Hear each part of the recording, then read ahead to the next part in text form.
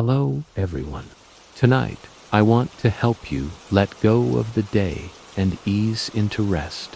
I know many of you use these videos to fall asleep, and it means a lot to be part of your nightly routine. So if you haven't already, take a moment to like the video and subscribe. It truly helps. Now, close your eyes and let's begin. Story 1. The Phantom on the Highway. During my 5th year of truck driving, I experienced an encounter that still defies explanation and continues to haunt my memories years later. This incident occurred on a relatively quiet stretch of highway during the late evening hours as I was traveling through Michigan to make a delivery. The roads were less busy than usual, which is often preferable for truck drivers, but can also create an atmosphere of isolation that makes unusual events more unsettling.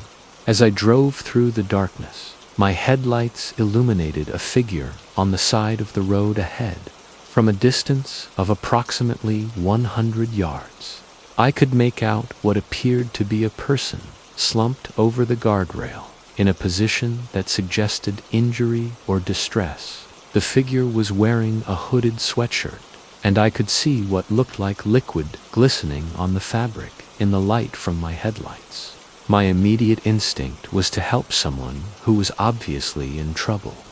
I began looking for a safe place to pull over where I could park my truck and provide assistance to the injured person. The highway in that area had limited shoulder space, but I was confident I could find a spot where I could stop without creating a hazard for other traffic. However, as I approached the figure, something extraordinary and terrifying occurred. The person's body began to move in a way that was completely unnatural and physically impossible for any living human being. The figure lifted itself up from the guardrail, but rather than using normal muscle movement and coordination, the body seemed to drag itself upward as if it had no skeletal structure or muscle control. The movement was unlike anything I had ever witnessed in nature or in any form of media. The person's body appeared to flow like liquid rather than move like a solid form, bending and twisting in ways that violated every law of human anatomy and physics. It was as if I were watching someone whose bones had been removed, but who was still somehow able to move and function. Before I could fully process what I was seeing, the figure completed its unnatural movement over the guardrail and began making its way directly into the roadway. The person positioned themselves squarely in the path of my approaching truck, standing motionless in the center of my lane, as if completely unaware of the danger or deliberately seeking a collision. I immediately began honking my horn continuously and rolled down my windows to shout warnings at the figure, hoping to alert them to the approaching danger and encourage them to move to safety. Despite my loud warnings, the person remained stationary in the middle of the road, apparently either unable to hear me or unwilling to respond to my attempts to prevent a tragic accident. In that moment, I realized I was about to be responsible for someone's death. The thought of taking another person's life, regardless of the circumstances, was devastating to contemplate. I applied my brakes as hard as I could, but even as the truck began to slow, I knew that the laws of physics were working against me. The massive weight and momentum of my loaded truck meant that I couldn't stop in time to avoid the collision. As the distance between my truck and the figure decreased to mere feet, I closed my eyes tightly and braced myself for the horrible impact that would end someone's life. I prepared myself mentally for the sound of the collision, the feeling of the truck hitting a human body, and the knowledge that I would have to live with the consequences of this tragedy for the rest of my life. But the impact never came. After several seconds of anticipation, I realized that I hadn't felt or heard anything that would indicate a collision had occurred. My truck continued to slow normally, and there were no sounds or vibrations that would suggest I had struck anything or anyone. Confused and hopeful, I told myself that the person must have managed to jump out of the way at the last possible moment. When my truck finally came to a complete stop, I immediately jumped out to search for the figure and determine whether they were injured and needed medical attention. I was prepared to call for an ambulance and provide whatever assistance I could to help someone who had nearly become the victim of a terrible accident on a dark highway. I spent at least 30 minutes walking up and down the highway, calling out loudly and asking if anyone was there or needed help. I searched both sides of the road, examined the guardrail area where I had first seen the figure, and looked in the nearby fields for any sign of the person I had nearly hit. Despite my thorough and persistent efforts, I found absolutely no trace of anyone. The person had completely vanished without leaving any evidence of their presence. There were no footprints, no clothing, no blood, and no indication that anyone had ever been in that location. It was as if the figure had simply ceased to exist the moment before my truck would have made contact. The experience left me questioning whether I had witnessed something supernatural or had been the victim of some kind of hallucination brought on by fatigue and the stress of long-distance driving.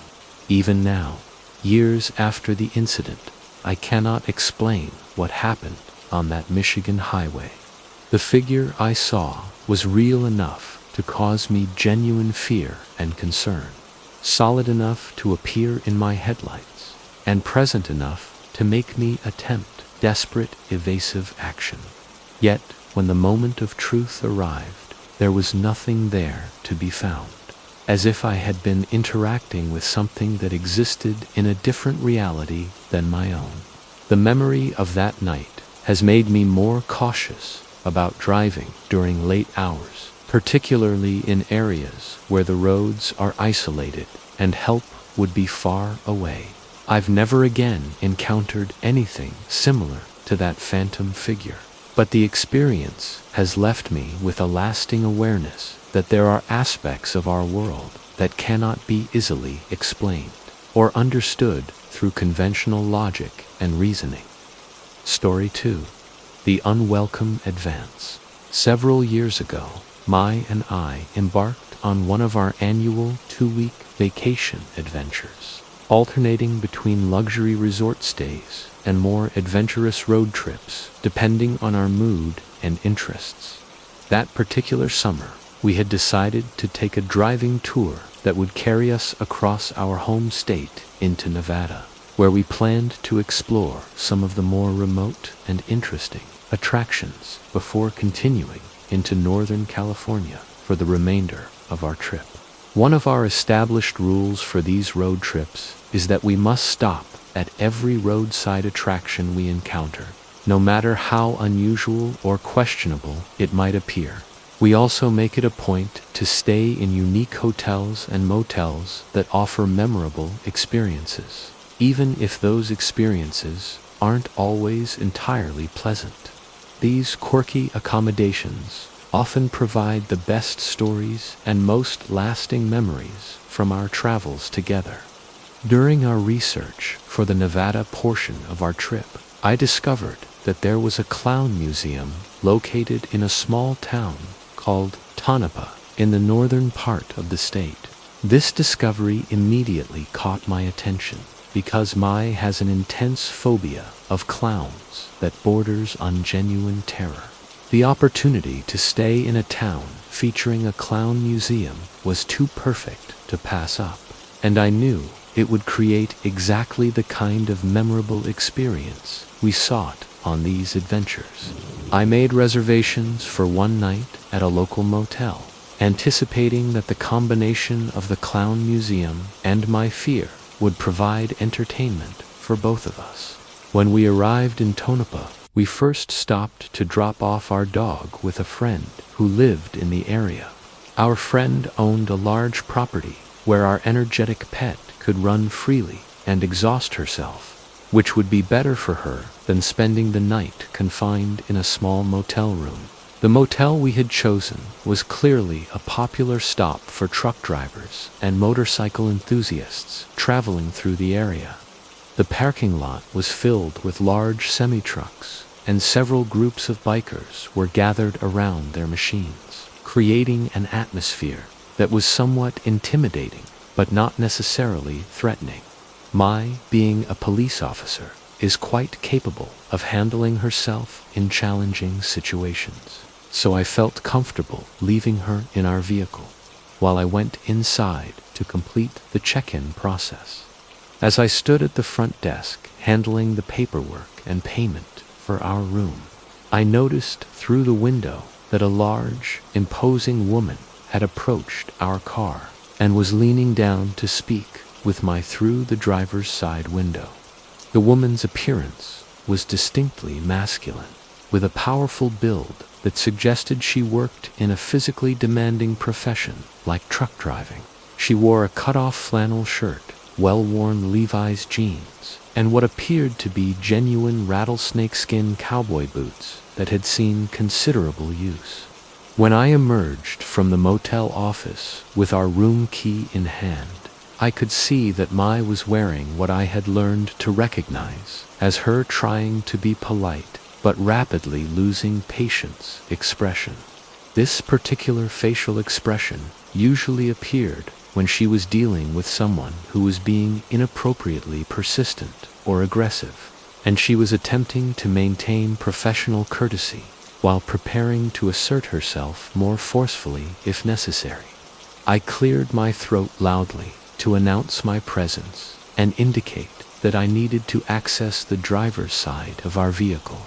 The large woman turned around to face me, and I was immediately struck by her intimidating appearance. She had a wooden toothpick protruding from her mouth, which was filled with teeth that had clearly not received professional dental care in quite some time. Her smile was more of a sneer, and she looked me up and down with obvious disdain and amusement. Her comment about my ability to satisfy my needs was delivered with a cackle that brought her foul breath uncomfortably close to my face. The combination of poor dental hygiene and what I suspected were questionable dietary choices created an odor that was nearly overwhelming. Mai quickly responded that I satisfied her just fine, which seemed to amuse the woman rather than discourage her inappropriate commentary, with a casual shrug that suggested she had been merely testing the waters rather than making a serious advance. The woman sauntered back toward the group of truck drivers, who had been watching our interaction with obvious interest and amusement.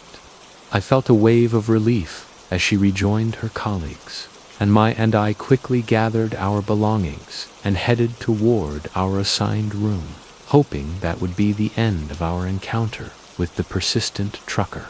Unfortunately, our hope for a peaceful evening proved to be overly optimistic. After we had settled into our room and engaged in some intimate activities, we were relaxing and enjoying some quiet time together. I was smoking a cigarette while mindlessly flipping through the limited television channels available, and Mai was browsing the internet on her laptop, probably checking work emails or reading news articles to stay current with developments in law enforcement. A sharp knock on our door interrupted our peaceful evening, causing both of us to become immediately alert and cautious.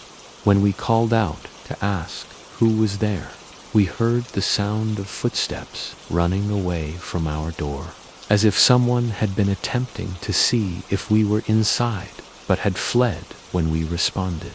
I wrapped a towel around my waist and cautiously opened the door to investigate, but I found the area outside our room completely empty.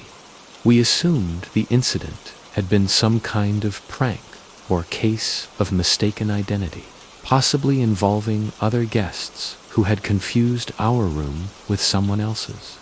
After waiting several minutes to see if the knocking would be repeated, we decided the situation had resolved itself and returned to our evening routine. We eventually went to sleep without any further disturbances, though both of us remained somewhat alert throughout the night.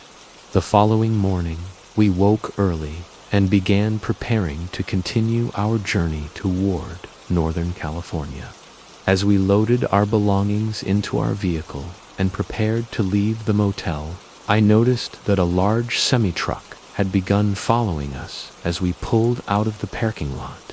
Initially, I assumed this was merely a coincidence, as truck drivers often leave early in the morning to maximize their driving time and avoid heavy traffic.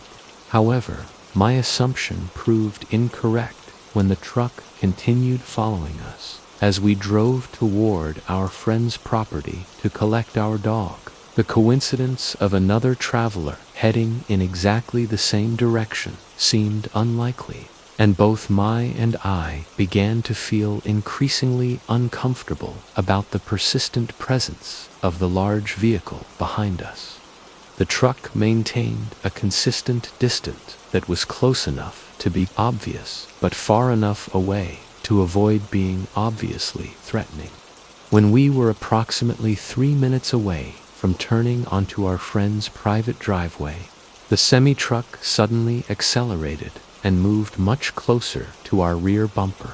The driver was now following us so closely that the massive front grille of the truck was almost touching our car's rear bumper, creating a genuinely dangerous situation that could result in a serious accident.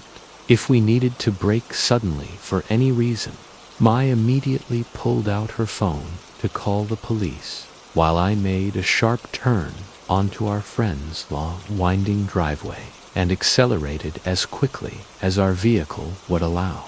The truck driver responded by stopping his vehicle in the road and opening his door, along with 2 passengers who had apparently been riding with him.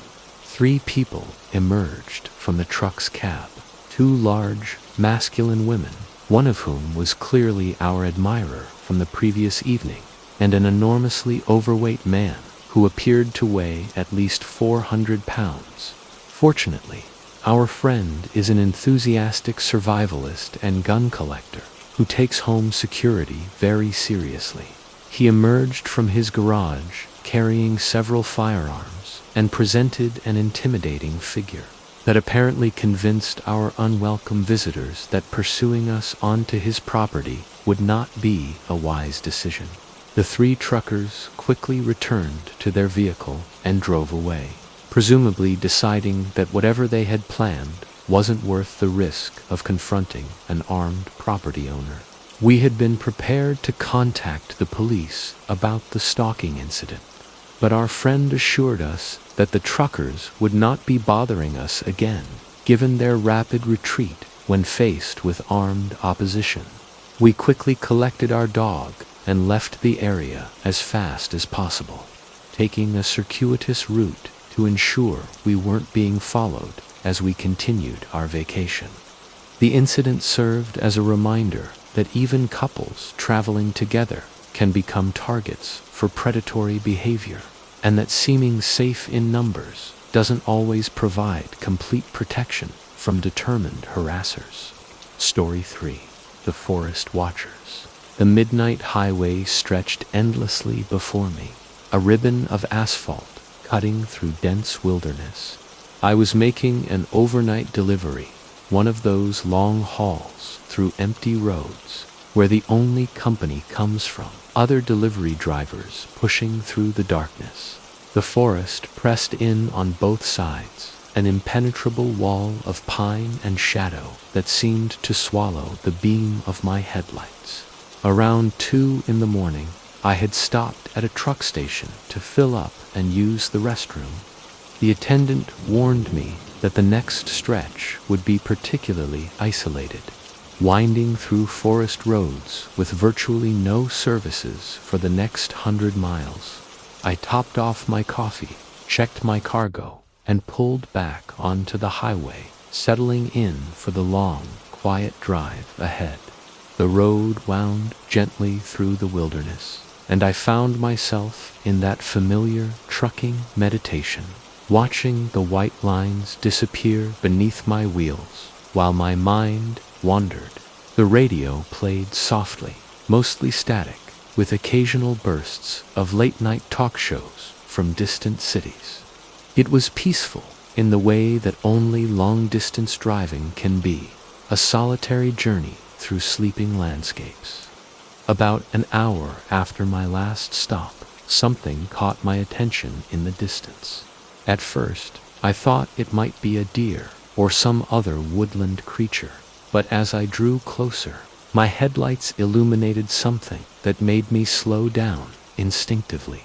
There, standing perfectly still on the shoulder of the road, was a person. They were just standing there, motionless, making no attempt to wave for help or signal for attention. In this vast wilderness, miles from any town or side road, seeing another human being was completely unexpected. The figure disappeared in my mirrors as I continued past, but the image lingered in my mind. What was someone doing out here, so far from civilization, with no visible vehicle anywhere nearby? The rational part of my brain suggested it might have been a hitchhiker, though that seemed unlikely given the complete isolation of this stretch of highway. My confusion deepened when, less than a mile later, I encountered another solitary figure. This time, it was clearly a woman, standing in nearly the same position on the roadside. She wore torn jeans and a red sweatshirt, and as my truck approached, she turned to face me directly. Our eyes met for a brief moment through my windshield, and what I saw there chilled me to the bone. Her expression was completely blank, neither friendly nor hostile, just an empty, vacant stare that followed my truck as I passed. The encounter left me deeply unsettled.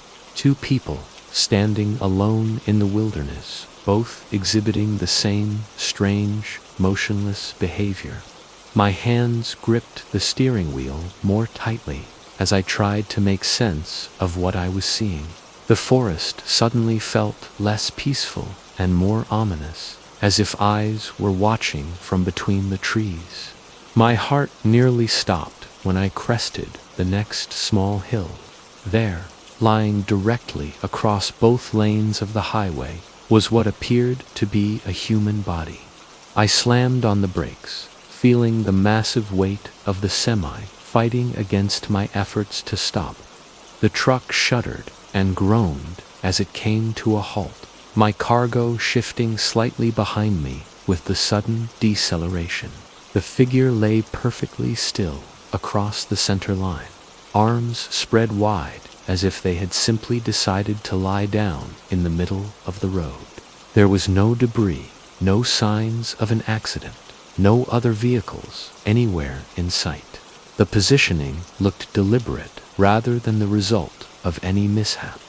I sat in my cab for a full minute, engine idling, studying the scene and feeling a growing sense of dread. Every instinct told me I should check if the person needed help, but something deeper, more primal, warned me against leaving the safety of my truck. The appearance of three separate individuals in such a remote location, all exhibiting bizarre behavior, felt orchestrated rather than coincidental. My military training from years past whispered warnings about ambush scenarios and the tactical disadvantage of stopping in an isolated area. After what felt like an eternity, but was probably only a minute or two, I carefully maneuvered around the prone figure, giving them as wide a berth as the narrow road would allow. My mirrors showed the body remained motionless as I passed, but my blood turned to ice when I checked one final time. Just as I was getting back up to speed, the figure was no longer lying down. They stood in the center of the road, perfectly upright, watching my taillights disappear into the darkness. The transformation from prone to standing had been instantaneous and silent, confirming my worst suspicions about the nature of this encounter. I drove the remaining miles with heightened awareness, scanning the forest edges and roadside constantly. My CB radio remained silent, and I found myself grateful for the isolation that had earlier seemed so peaceful. Whatever had been planned for unwary travelers on that stretch of highway, I had somehow managed to avoid it by trusting my instincts and refusing to stop. The experience taught me that sometimes the most dangerous predators are those who hunt with patience and careful planning, using human compassion and the instinct to help others as weapons against the unsuspecting. In the wilderness, not all who appear to need assistance are what they seem. Story 4: The Vanished Driver. My life as a long-haul trucker had settled into comfortable routines, but this particular run promised to be different. I was scheduled for a cross-country delivery from the West Coast to the East Coast, one of those leisurely journeys that veteran drivers actually look forward to. After months of back-to-back short deliveries with their constant pressure and tight schedules, the prospect of several days of uninterrupted highway driving felt like a vacation. The first day and a half passed uneventfully, exactly as I had hoped. I maintained a steady pace, stopping only for fuel, food, and the mandatory rest periods. My plan was to drive from noon until midnight, then find a truck stop and catch some sleep before starting the cycle again. The beauty of long-haul driving is its predictability. You develop rhythms and habits that make the miles pass easily. On my second full day, as evening approached, I made what I intended to be my final stop before settling in for the night's drive. A small, independent gas station appeared alongside the highway, the kind of family-owned business that truckers prefer over the massive corporate chains. I filled my tanks, grabbed an energy drink I had never tried before, and pulled back onto the highway, feeling refreshed and ready for the final 3-hour push. The roads were gloriously empty as darkness settled over the landscape. I found a country music station with good reception and settled into that meditative state that comes with night driving. The white lines flowed steadily beneath my wheels, and my mind wandered peacefully through memories and plans, while my hands guided the truck, almost automatically through gentle curves and long straightaways. Around 11 o'clock, a sudden burst of static from my CB radio jolted me back to full attention. The radio was tuned to the standard trucker channel, though conversations were rare this late at night. Most professional drivers preferred their sleep to late-night chatter. I glanced at my mirrors, but saw no other trucks anywhere on the dark highway. The static returned, and this time I caught a fragment of a voice. It was barely audible and lasted only a moment, but it sounded urgent. The word could have been hello or help, though the poor reception made it impossible to be certain. The difference between those two words was significant enough that I immediately grabbed my handset and responded, asking if anyone needed assistance. Silence followed, broken only by the gentle hiss of empty airwaves. I held the radio for several minutes, listening intently, but no response came. An inexplicable sense of unease began building in my chest as I continued driving through the darkness, my eyes now constantly checking the mirrors and scanning the road ahead. When my headlights finally illuminated the source of the radio transmission, my unease transformed into genuine alarm. A semi-truck sat directly in the center of the narrow highway, positioned perpendicular to the flow of traffic in a way that blocked both lanes completely. The truck appeared undamaged, but its location was incredibly dangerous for any approaching vehicle. I pulled safely to the shoulder and studied the scene carefully before leaving my cab. The positioning suggested either a medical emergency or a mechanical failure so severe that the driver had been unable to move to a safer location. Heart attacks and strokes were not uncommon among truckers, particularly older drivers who had spent decades battling stress, poor diet, and irregular sleep schedules. The silence surrounding the abandoned truck was profound. No engine noise, no generator humming, no radio chatter. Even the natural sounds of the night seemed muted, as if the very air were holding its breath. I called out several times as I approached, announcing my presence and offering assistance, but received no response. The driver's door stood open, swaying slightly in the gentle breeze that whispered across the empty farmland, stretching endlessly on both sides of the highway. When I reached the cab and looked inside, what I found defied explanation. The truck appeared to have been abandoned mid-journey, as if the driver had simply vanished into thin air. A jacket lay draped over the passenger seat, still warm to the touch. A coffee cup sat in the holder, still half full and steaming slightly. The CB radio dangled from its mount, the handset swinging gently as if it had just been dropped. Personal items were scattered in the sleeper compartment, and the logbook lay open to that day's entries, with the final entry incomplete, the pen lying beside it, as if the writer had been interrupted mid-sentence. There were no signs of struggle, no evidence of accident or mechanical failure, no indication that anything unusual had occurred. The truck's engine was still warm, suggesting it had been running until very recently. The scene was like a photograph of normal life, frozen at the moment when normal life suddenly ceased to exist. I backed away from the truck quickly, my training and instincts screaming warnings that I could not rationally explain. The open farmland that had seemed peaceful moments before now felt hostile and threatening. Every shadow might conceal watchers. Every sound of wind through grass carried undertones of menace. I returned to my own truck and immediately contacted authorities while driving away from the scene. When police arrived, they found exactly what I had described, an abandoned truck with no trace of its driver.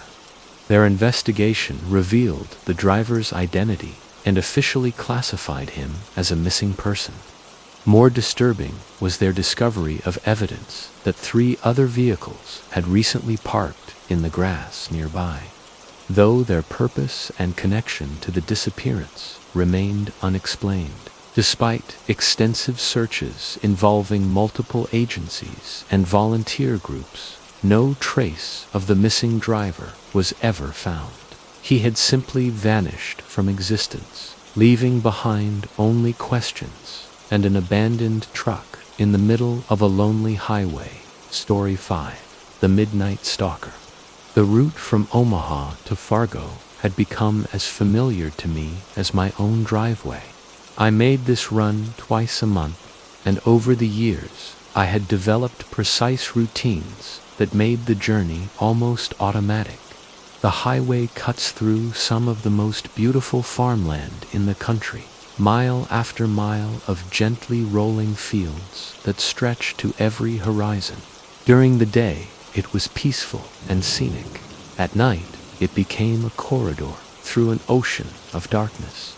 My usual practice was to drive until I reached the halfway point, a large truck stop that sat between 2 small farming communities in South Dakota. The facility was disproportionately large for such a remote location, probably built with optimistic projections about traffic that never materialized. Because so few truckers used this particular route, the truck stop was typically nearly empty, which suited me perfectly. I preferred quiet stops where I could rest without the noise and activity of busier facilities. This particular trip started like all the others. I left Omaha in the early afternoon and drove through the familiar landscape as the sun set behind me. The radio played classic country music, and I found myself singing along to songs I had known since childhood. The truck performed flawlessly, the weather was perfect, and I was making excellent time toward my planned overnight stop. When I pulled into the truck stop just after 1 in the morning, I immediately knew something was wrong. The building that had been my regular stopping point for years was completely boarded up with sheets of plywood. The gas pumps had been removed, leaving only concrete pads and disconnected pipes. The overhead lights that normally illuminated the parking area were dark, and tall weeds were already beginning to grow through cracks in the pavement. The sudden closure of my familiar rest stop created an unexpected dilemma. I could continue driving for another hour to reach the next available facility, or I could attempt to sleep at this abandoned location. Under normal circumstances, I might have considered staying, as many truckers regularly sleep at closed or unofficial locations. However, something about the dark, empty facility felt fundamentally unwelcoming, almost ominous. I decided to push forward and immediately regretted the choice. Within 15 minutes, fatigue began hitting me like a physical weight. My eyelids grew heavy, and I found myself struggling to maintain focus on the road ahead. The combination of a long day, the late hour, and the disappointment of finding my regular stop closed had apparently exhausted my reserves more than I realized. Reluctantly, I pulled onto the gravel shoulder and stopped the truck. The location was far from ideal, a lonely stretch of highway surrounded by empty farmland with no buildings or other signs of civilization visible in any direction. However, the alternative of continuing to drive while dangerously drowsy was even worse. I went through my usual routine for roadside sleeping. Engine off, doors locked, window covers installed for privacy. However, despite my physical exhaustion, my mind refused to settle. Perhaps it was the unfamiliar location or some subconscious awareness of vulnerability, but sleep would not come. I lay in my reclined seat for 20 minutes or more, listening to the subtle sounds of wind moving through the grain fields that surrounded the highway.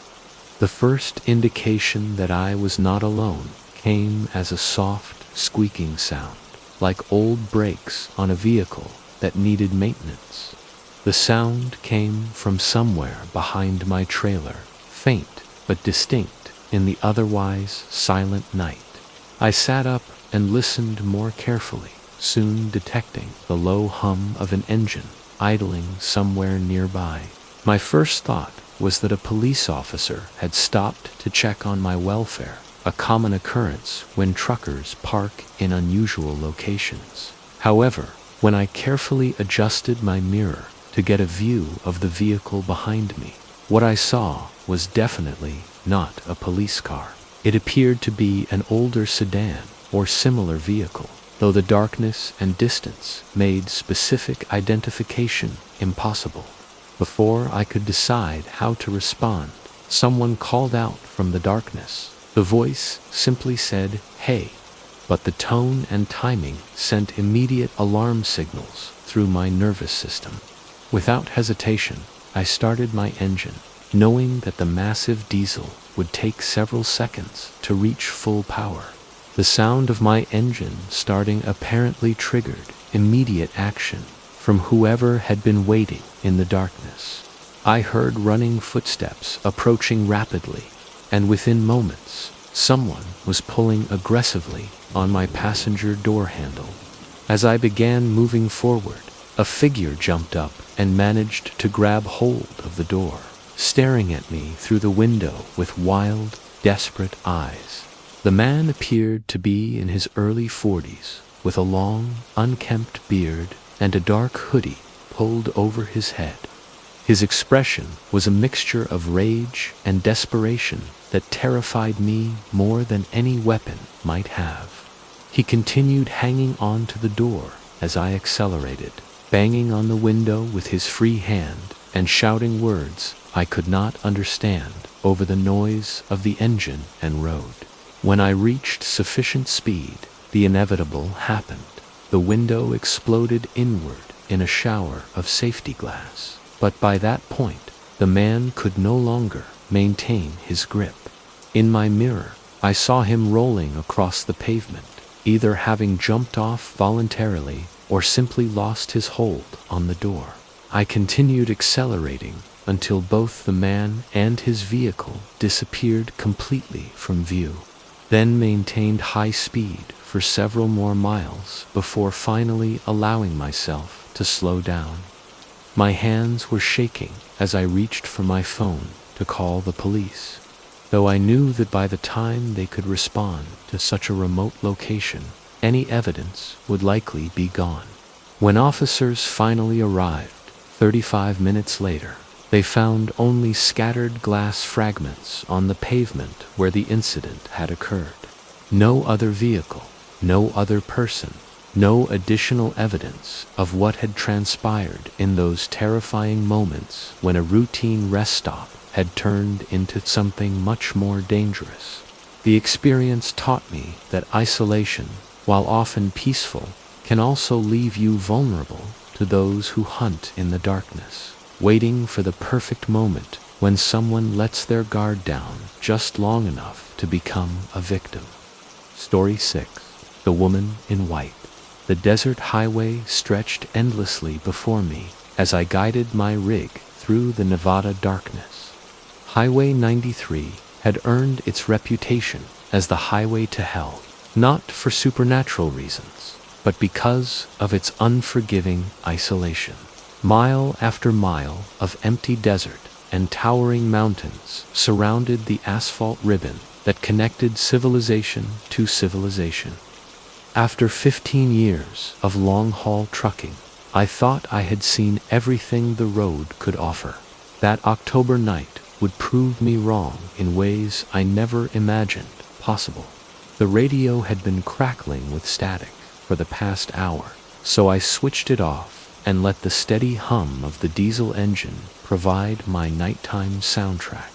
My cargo of electronics was bound for Las Vegas, and I was making good time despite the remote stretch of highway. The clock on my dashboard read 11:30 when I first saw her standing on the roadside like a pale ghost against the dark desert backdrop. She appeared suddenly in the edge of my headlight beams, a woman wearing a flowing white dress that moved gently in the desert breeze. Her long, dark hair hung over her face, obscuring her features, and her arms hung motionless at her sides. There was something profoundly unsettling about her complete stillness, as if she were a statue placed inexplicably in this desolate location.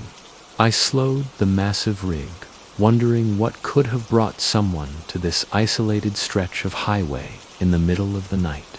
As I passed her position, I called out through my partially opened window, asking if she needed assistance. She gave no response, no acknowledgement of my presence whatsoever. Her head remained fixed in its forward position, and she made no movement to indicate she had heard me. The sight troubled me deeply, and I found myself checking the rear-view mirrors to get another glimpse of this mysterious figure. To my complete bewilderment, she had vanished entirely. The stretch of highway where she had been standing was now empty, showing no trace of human presence. My mind raced as I tried to rationalize what I had just witnessed. Perhaps she had simply walked away quickly, or maybe there had been a vehicle I had not noticed. but something instinctual told me to continue driving rather than turn around to investigate further.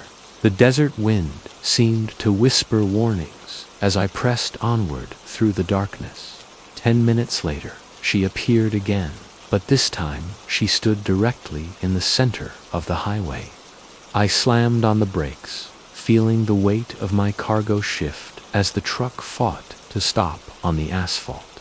My heart hammered against my ribs as I brought the rig to a complete halt just feet from where she stood. Up close, I could see that her white dress was torn and soiled, as if she had been wandering for a very long time. Her hair still covered most of her face, but one eye was visible through the dark strands, staring directly at me with an intensity that made my blood freeze. I pressed the horn, sending a loud blast echoing across the empty desert, but she remained perfectly motionless. She seemed to be challenging me, daring me to take action. But what action could I possibly take? My hands trembled as I reached for the radio, desperately trying to contact someone, anyone, but all I received was endless static. Then, as suddenly as she had appeared, she was gone again, vanishing without any indication of movement or departure. The rest of my journey to the nearest truck stop passed in a blur of paranoia and fear. Every shadow seemed to move. Every gust of wind felt like something following me. When I finally reached the fluorescent-lit sanctuary of the rest area, I practically stumbled inside, seeking the comfort of human company and bright lights.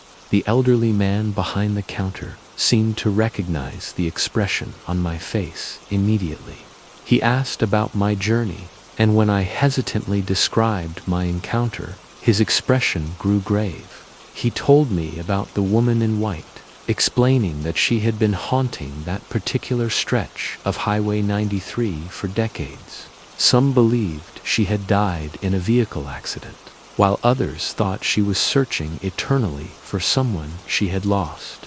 The stories varied, but every account shared common elements: her white dress, her long dark hair, and her complete silence. The old man's words sent chills through me as he explained that I was not the first trucker to encounter her. Most drivers simply continued on their way and never looked back, but a few, he said with a meaningful pause, never made it to their next destination. He advised me never to take that route again, warning that some mysteries of the road were better left unexplored. I spent the remainder of that night parked safely at the truck stop, too shaken to continue driving in the darkness. When morning came, I completed my journey to Las Vegas in broad daylight, but the memory of the woman in white remained with me. To this day, whenever my route assignments include Highway 93, I feel that familiar knot of anxiety forming in my chest, and I find myself praying that I will not see her pale figure standing in my headlights once again. Story 7. The Vanishing Truck Stop. 22 years of long-haul trucking had taken me down every major highway in America, but nothing had prepared me for that particular night on Interstate 40. I was hauling a load of steel toward Albuquerque, pushing through the midnight hours as I had done countless times before. The desert stretched endlessly on both sides of the highway, a black void that seemed to swallow the world beyond my headlights. Something felt different that night, though I could not quite identify what was troubling me. A heavy sense of dread had been building for the past hour, pressing against my consciousness like the weight of the cargo behind me. I attributed these feelings to fatigue and tried to shake them off by turning on the radio, hoping for some country music to keep me alert. Instead, all I received was silence from every station, as if the entire electromagnetic spectrum had been abandoned. As the miles accumulated, my eyelids grew increasingly heavy despite my efforts to stay focused. The clock on my dashboard read 2:17 when I first spotted the faint glow on the horizon. Through the darkness, I could make out what appeared to be neon lights in the distance, the unmistakable beacon of a truck stop. Relief flooded through me as I realized I could take a much-needed break and grab some coffee to help me through the remaining hours of my journey. The rusted sign read Red Hollow Truck Stop as I guided my rig into the parking area. The gas pumps looked ancient, like relics from a bygone era that belonged in a roadside museum rather than an active service station. The building itself was in a similar state of decay, with peeling paint and flickering lights that seemed to be on their last breath. Despite its run-down appearance, I was grateful for any opportunity to stretch my legs and get some caffeine into my system. Stepping out of the cab, I was immediately struck by how unusually cold the air had become. The desert should have been warm, even in the early morning hours, but a chill wind howled softly around the building as I made my way toward the entrance. The bell above the door chimed as I entered, but the sound seemed to echo in an AC base that was completely devoid of life. The interior was not just empty of customers. It was empty of any sign of human presence. There was no cashier behind the counter, no other truckers taking a break, and no sounds of cooking from the kitchen area. Only the low hum of a refrigerator in the corner provided any indication that electricity was flowing through the building. An eerie stillness pervaded the space, as if everyone had simply vanished in the middle of their activities. I approached the counter and knocked loudly, hoping to summon someone from a back room or office area. When no response came, I noticed a coffee pot that appeared to have been sitting unattended for hours. The liquid inside had burned to a thick, black consistency that bore little resemblance to actual coffee. Despite the unappetizing appearance, I poured myself a cup, grimacing at the bitter taste as I prepared to leave this increasingly unsettling establishment. As I turned toward the exit, my attention was caught by an old payphone mounted in the corner of the diner. These relics of communication had not been in common use for decades, yet this one was ringing insistently. The sound cut through the silence like a knife, sharp and shrill, causing my heart to race as I approached it. Against my better judgment, I picked up the receiver. The voice that came through the static was barely human, a low, raspy whisper that seemed to come from a great distance. "Don't leave," it said, and then repeated the same words with greater urgency. I slammed the phone down immediately, my pulse racing as fear began to take hold of my rational mind. Every instinct I possessed screamed at me to flee this place immediately and return to the safety of my truck. However, as I rushed toward the door, I discovered that it would not open. The handle turned freely, but the door itself remained firmly secured, as if it were locked from the outside. Panic surged through me as I pounded on the glass, calling for help even though I knew there was no one around for miles. When I turned back to survey the diner, I saw a shadowy figure standing in the doorway that led to the kitchen area. The figure was barely more than a silhouette, its features obscured by the dim lighting, but it began moving slowly in my direction. I bolted for the door again, throwing my full weight against it, but it remained immovable. Then the lights flickered and died, plunging the entire diner into complete darkness. The only illumination came from the faint glow of the gas pumps outside, casting long shadows through the windows.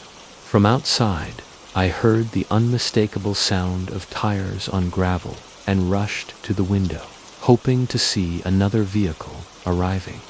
What I saw instead made my blood turned to ice. My own truck was moving slowly across the parking lot, as if someone were driving it, but the cab was completely empty. I watched in horror as my livelihood and only means of escape disappeared into the desert night. Desperation gave me the strength to smash a chair through the glass door, and I ran outside into the cold wind. The parking lot was completely empty, showing no trace of my truck or any other vehicles. I stood there for what felt like hours, staring into the darkness and trying to comprehend what had just occurred. Eventually, I began walking along the highway, having no other option available to me. When a state trooper finally found me walking along the interstate, I attempted to explain what had happened, but my story sounded incredible even to my own ears. How could I convince anyone that I had been trapped by shadows and watched my truck drive itself away? When we returned to investigate, there was no sign that Red Hollow Truck Stop had ever existed. Where the building had stood, there was only empty desert. They found my truck 2 days later, abandoned on a road over 100 miles away with the engine still running. The cargo was completely undisturbed, and no one could explain how the vehicle had traveled that distance or why it had been left in that particular location. I continued driving long-haul routes, but I avoid that stretch of Interstate 40, and I listen carefully when other truckers share their own stories of seeing Red Hollow appear in the night, only to vanish again by morning. Story 8. The Desert Wanderer. The loneliest road in America lived up to its name as I guided my truck through the Nevada desert on Highway 50. 20 years of trucking had accustomed me to solitude, but that particular midnight felt different somehow. An oppressive weight seemed to press down on the cab, and despite having driven this route many times before, I found myself feeling increasingly uneasy as the miles passed beneath my wheels. Black Canyon stretched ahead of me like a wound carved through the desert landscape, its rocky walls rising on either side of the narrow highway. My radio had been producing nothing but static for over an hour, leaving me alone with the steady rhythm of the diesel engine and my own increasingly troubled thoughts. There had been no other vehicles on the road for what felt like an eternity, and the isolation was beginning to affect my nerves in ways I had never experienced before. Around midnight, I spotted something unusual in the distance. At first, I thought it might be another truck, or perhaps a stranded motorist.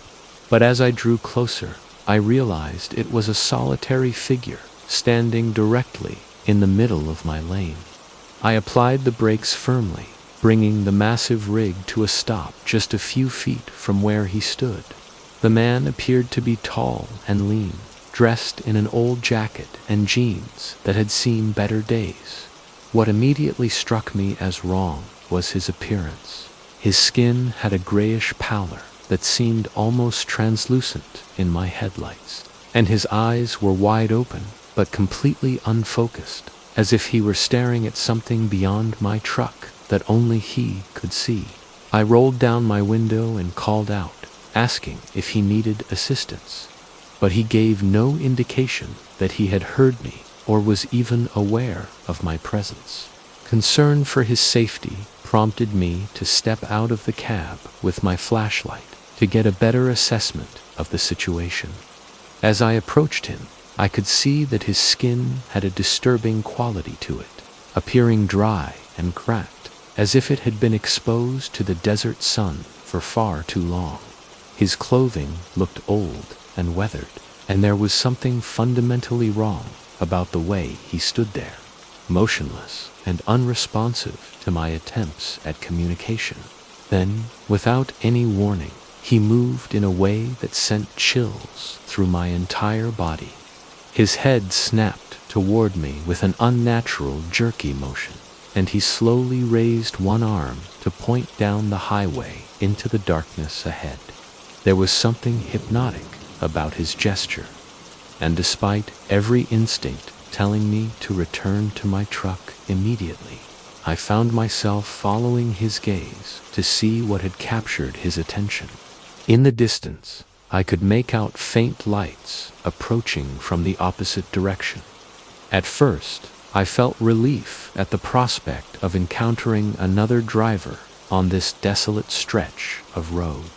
But as the vehicle drew nearer, my relief transformed into confusion and then horror.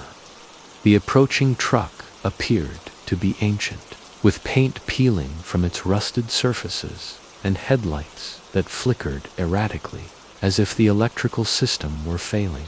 Most disturbing of all was the complete absence of a driver behind the wheel.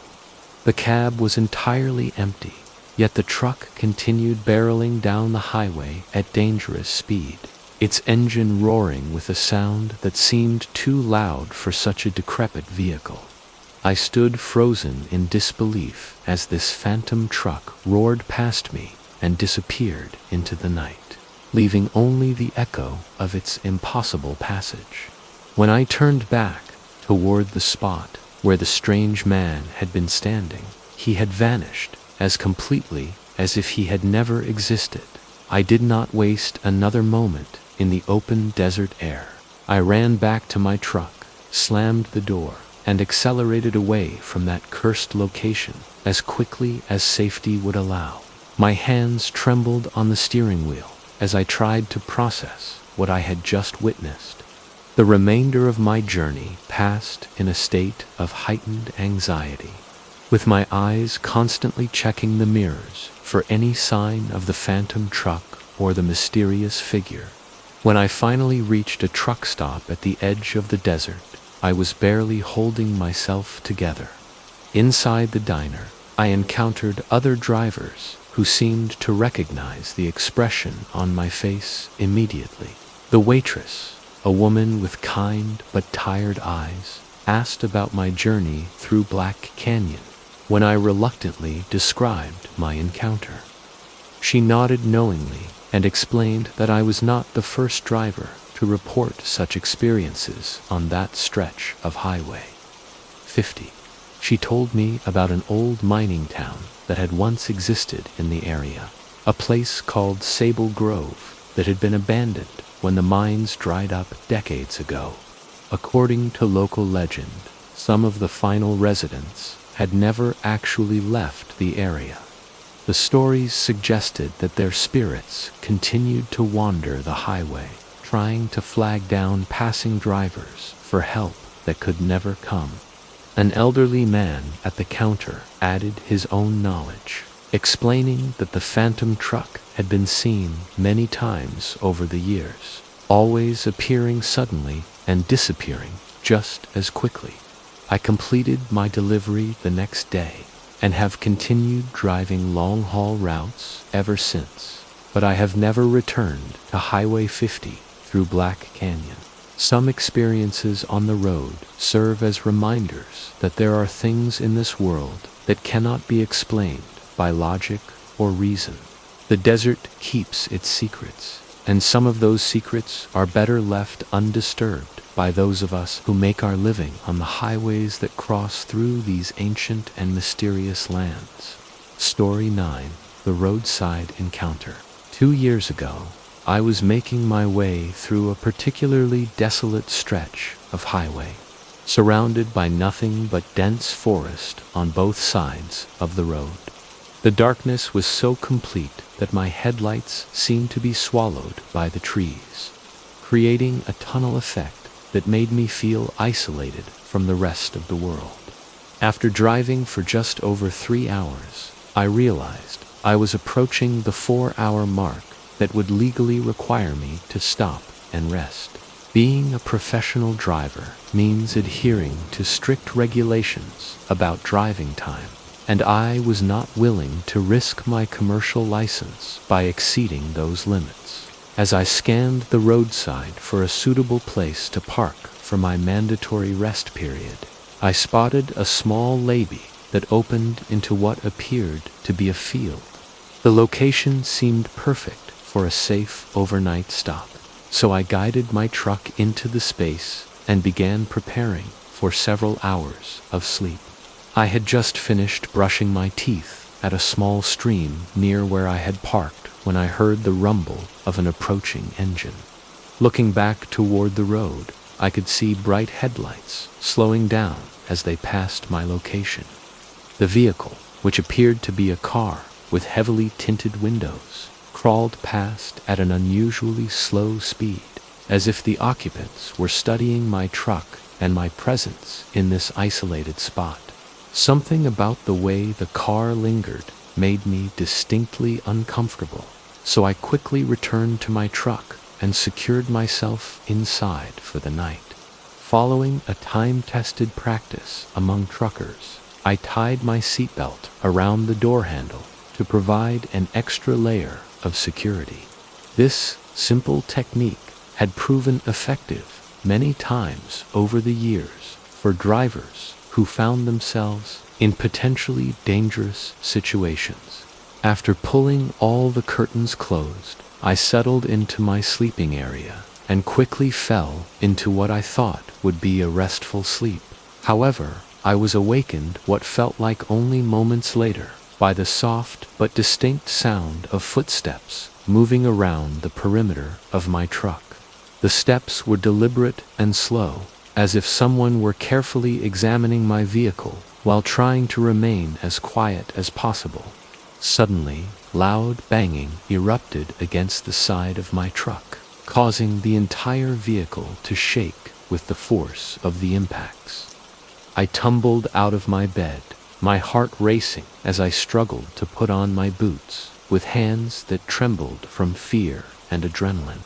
The banging grew more intense and frequent, indicating that someone was trying desperately to break into my truck with considerable force and determination.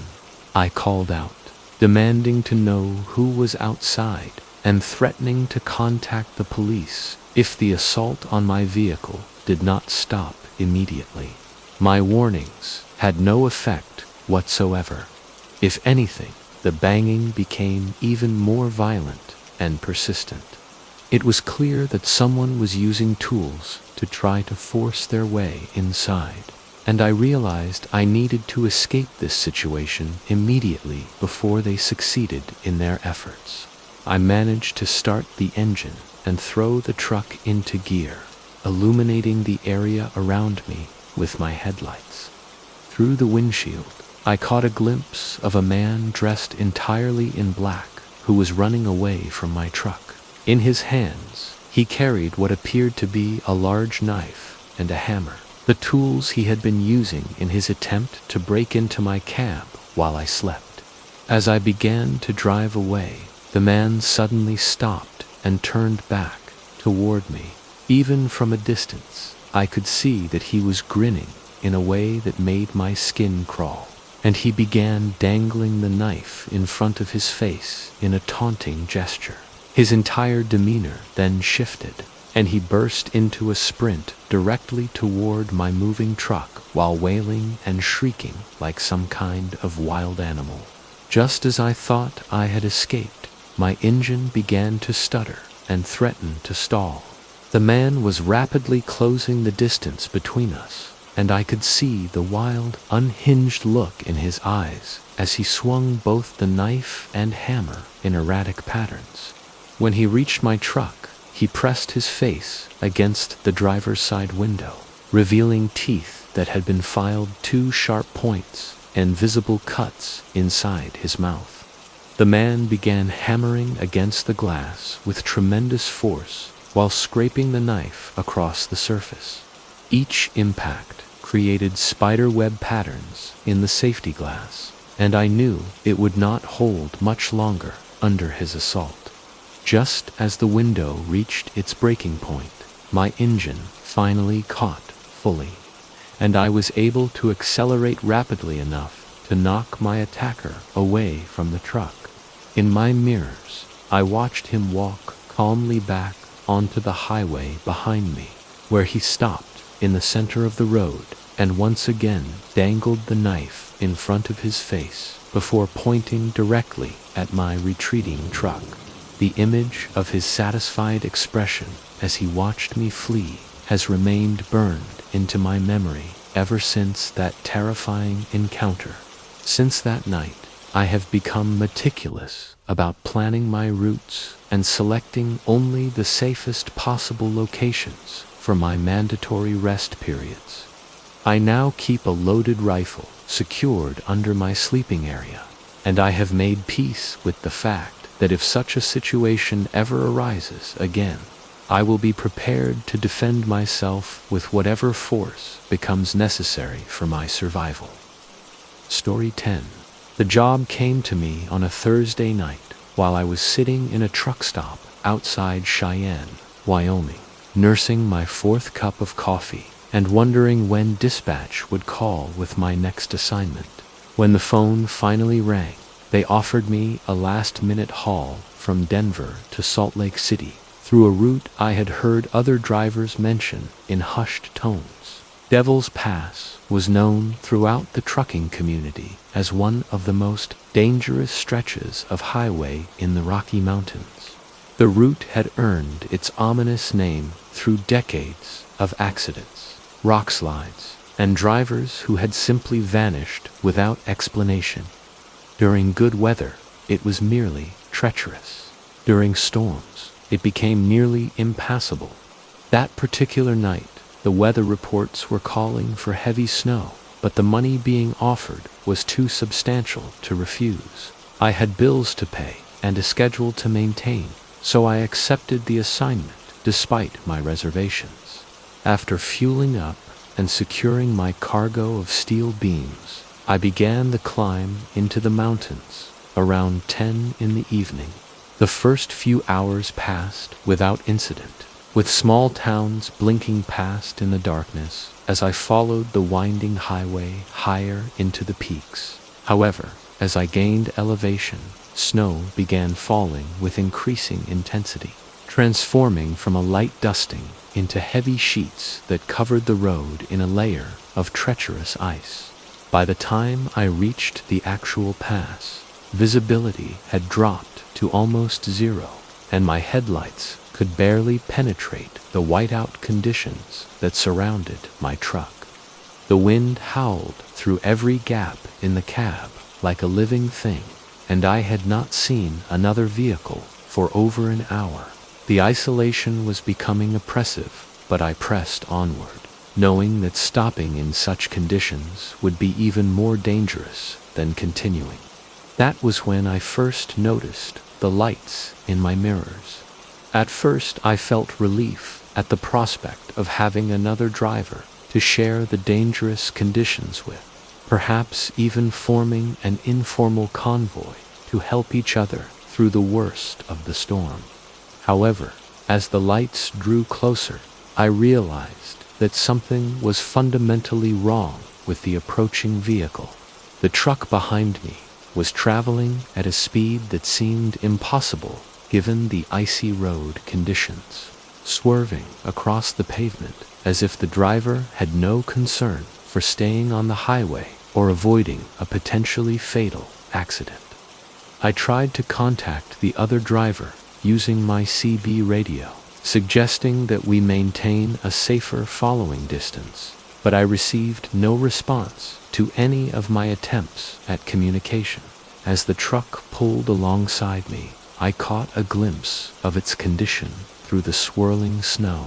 The vehicle appeared to be decades old, with rusted metal surfaces and paint that had long since peeled away from the deteriorating body.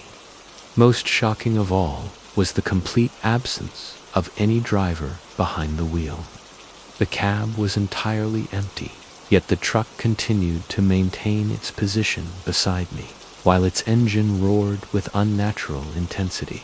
My heart pounded as I watched this impossible vehicle keeping pace with me through the treacherous mountain pass.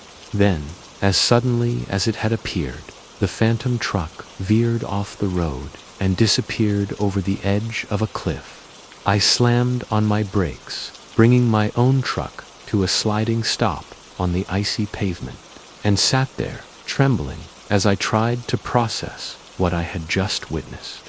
I expected to see wreckage at the bottom of the ravine, perhaps the glow of fire or the sound of twisted metal settling, but there was nothing. The truck had simply vanished into the storm as if it had never existed. Only the tire tracks leading to the edge of the road provided any evidence that I had not imagined the entire encounter. When I finally reached the other side of the pass, I stopped at the first truck stop I could find and sat in the diner, trying to calm my shattered nerves with coffee and the comfort of other human beings. While I was there, I overheard a conversation between two older drivers about Devil's Pass and the strange things that had been reported there over the years. One of them mentioned an accident from the 1980s when a truck had gone off the side of the mountain during a snowstorm. They had found the wreckage, but the driver's body was never recovered. According to local legend, his spirit still haunts the pass, trying to complete his final delivery. The story sent chills through me as I realized I had encountered something that defied all rational explanation. I have continued driving long-haul routes for many years since that night, but I have never returned to Devil's Pass. Some roads, once they have claimed a life, seem to hold on to that spirit forever, and sometimes the drivers who perish there continue their eternal journey through the mountains, forever trapped in the moment of their final run. Story 11. The Cursed Cargo. For years, I had wondered about the mysterious man known only as C. All I knew was that he was wealthy and required absolute secrecy when transporting his unusual wares.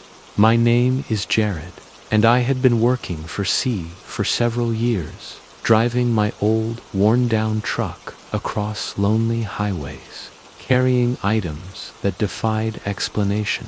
The pay was exceptional, which made up for the strange instructions and even stranger cargo that filled my trailer.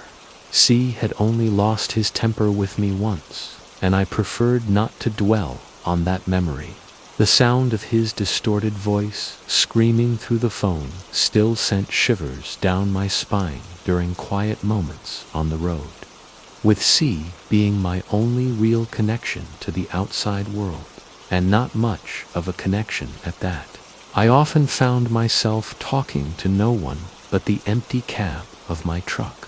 My mother had always called me a failure, a bum living out of his vehicle, and perhaps she was right. But C was willing to employ me when no one else would, and his jobs, however bizarre, kept food on my table and gas in my tank. That particular morning, I punched the delivery address into the fancy GPS device C had gifted me years ago when he learned I didn't own one. The device was remarkably sophisticated, guiding me through empty roads and forgotten highways with uncanny precision. Today's shipment was more unusual than most. A single antique cupboard secured in my truck bed, wrapped carefully in blankets and surrounded by various knickknacks to keep it stable during transport. To my untrained eye, the cupboard looked cursed rather than valuable. When I had loaded it into the truck that morning, the old wood had made a shrill, almost human-like noise, as if I were causing it pain. I had dismissed the thought as foolishness, focusing instead on the substantial payment waiting for me at the destination, which lay over half a day's drive ahead through increasingly remote countryside. Before departing, C had given me specific instructions over the phone, his voice carrying an unusual urgency. If possible, try not to stop too many times on your way today, Jared. And please be discreet about your cargo if you encounter police. It's a valuable antique, and I wouldn't want them to damage it because they think something is amiss.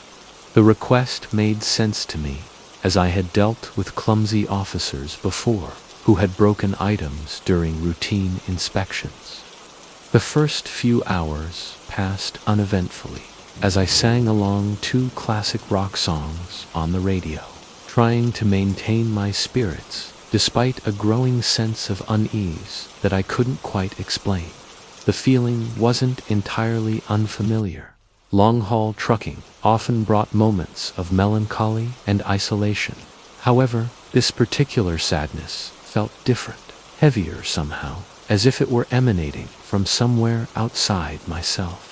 When a loud crash suddenly erupted from the truck bed, my first thought was that a tire had blown.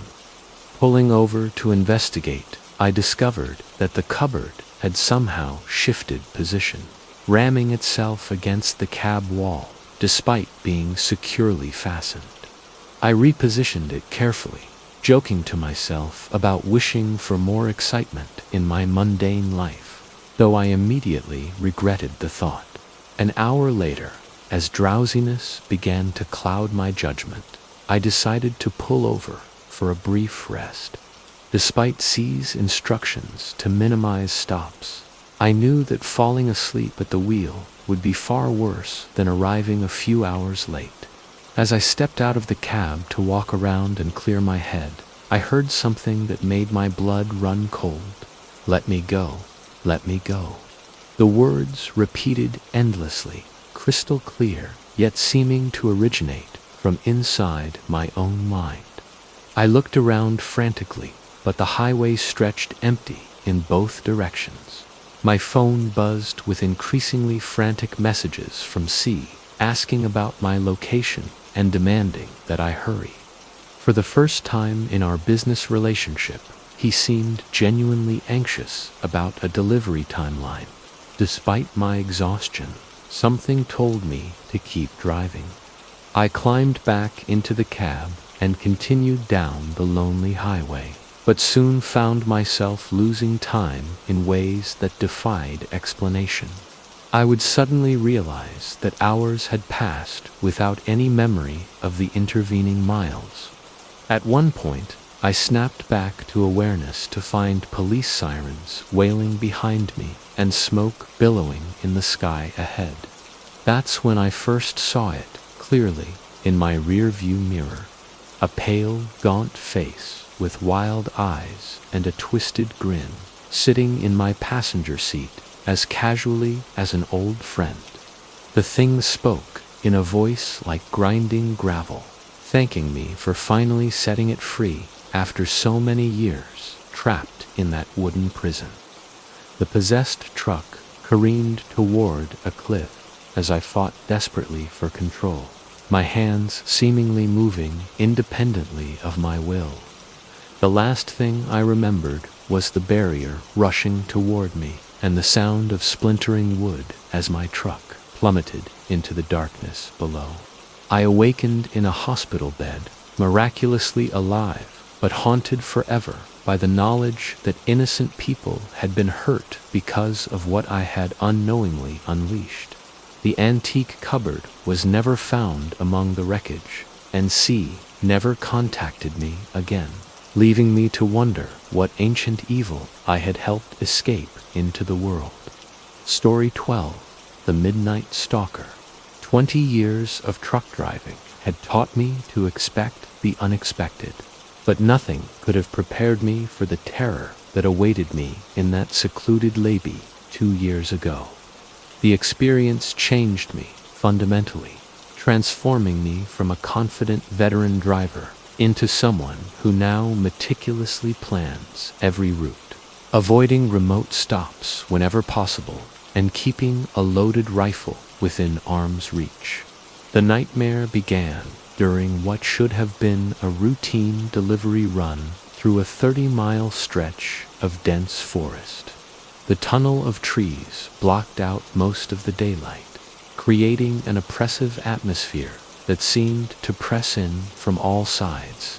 As my mandatory 4-hour driving limit approached, federal regulations required me to stop for rest, regardless of location or personal preference. I spotted a small levee, just minutes before reaching the legal limit, and felt relieved when it opened into a secluded clearing beside a gentle stream. The spot seemed perfect for an overnight rest. I parked near the water, went through my evening routine, and was brushing my teeth by the stream when I heard an engine approaching from the main road. The sound grew closer until bright headlights swept across the clearing. A dark sedan with tinted windows crept past me at an unnaturally slow speed, and I felt the driver's hidden gaze studying me intently through the blackened glass. Something about the vehicle's predatory movement triggered every survival instinct I had developed over 2 decades on the road. I quickly returned to my truck, securing the door and following the old trucker tradition of wrapping my seatbelt around the door handle for additional security. After drawing all the curtains closed, I settled into my sleeper berth, but sleep came uneasily despite my exhaustion. I awakened to the soft sound of footsteps circling my truck with deliberate, measured paces. The steps paused directly outside my door, and I held my breath, hoping the intruder would simply move on. Instead, thunderous banging erupted against the truck's exterior, each impact shaking the entire vehicle and sending shockwaves through my body. "Who's out there?" I called out, my voice trembling with a mixture of fear and anger. No response came, only more violent pounding that seemed determined to breach my mobile fortress. "You better get out of here before I call the cops," I shouted. But the warning only intensified the assault on my truck's walls.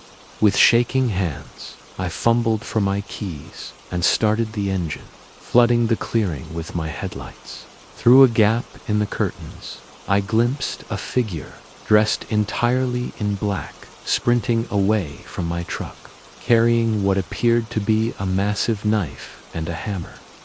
The man ran toward the dark sedan I had seen earlier, parked at the far end of the clearing. As I prepared to drive away, the attacker suddenly stopped and turned back toward me, his face twisted into a terrifying grin. He began dangling the knife in front of his face in a grotesque display, then stood motionless, staring directly at me with eyes that seemed to reflect my headlight beams like an animal's. I rolled down my window and shouted a threat, but instead of retreating, the man cocked his head to one side and burst into a sprint directly toward my truck. As he ran, he began wailing and shrieking like something inhuman, waving his weapons wildly above his head. In my panic, I stalled the engine just as he reached my cab. The attacker pressed his face against my window, and I saw features that still haunt my dreams. Teeth filed to sharp points, visible gashes inside his mouth, and eyes that held no trace of human sanity. He began hammering against the glass while scraping his knife along the window's surface, each impact creating spiderweb cracks that spread across my only barrier. The engine finally roared back to life just as the window reached its breaking point. I slammed the accelerator and my truck lurched forward, knocking the crazed attacker away from the cab and leaving his hammer embedded in my cracked windshield. As I sped out of the clearing and back onto the main road, I glimpsed him in my mirror one final time, standing in the middle of the highway behind me. He had returned to his earlier pose, dangling the knife in front of his face. But now he pointed the blade directly at my retreating truck in what felt like a promise rather than a threat. The image of that pointing knife burned itself into my memory, a reminder that evil can lurk in the most unexpected places. Since that terrifying night, I have never again stopped in isolated areas without carefully scouting the surroundings first. The loaded rifle I now keep beneath my bed serves as both protection and peace of mind, though I pray I never have to use it. Some encounters leave scars that never fully heal, and that midnight stalker left me forever changed, forever watching my mirrors, forever planning escape routes I hope never to need. Story 13. The Dangerous Passenger. The day that nearly cost me everything began like countless others on the Interstate 10 freeway heading through Los Angeles. Traffic had come to a complete standstill, which wasn't unusual since SIG alerts on the 10 were practically a daily occurrence. However, this particular delay was caused by a nearby fire that prompted authorities to shut down the entire freeway for several hours, creating a nightmare scenario for commercial drivers like myself. For passenger car drivers, being detoured off the freeway is merely frustrating and annoying. But for truckers operating 16-wheelers, such disruptions represent a logistical catastrophe. After enduring 5 grueling hours of bumper traffic, I finally managed to complete my delivery and pick up a new trailer at Long Beach Harbor. My typical route involved driving from Austin, Texas to Long Beach, California and back, hauling whatever cargo needed transport, usually cheap manufactured goods from overseas. On my return journey, I decided to take the 91 freeway, temporarily forgetting that during most times of day, it too was a traffic nightmare. Still, it beat navigating the maze of side streets around Los Angeles to reconnect with Interstate 10. After enduring another 2-hour delay, I finally found smooth sailing into the desert, but by then it was already 8 o'clock at night, and the long day was beginning to wear heavily on me. Unfortunately, my schedule left no room for the nearly 7-hour delay traffic had imposed on my journey. I knew it was against both company policy and federal law for me to drive beyond my allotted hours, but I figured that as long as I avoided detection, I could make up lost time by driving through the night. This decision would prove to be nearly fatal.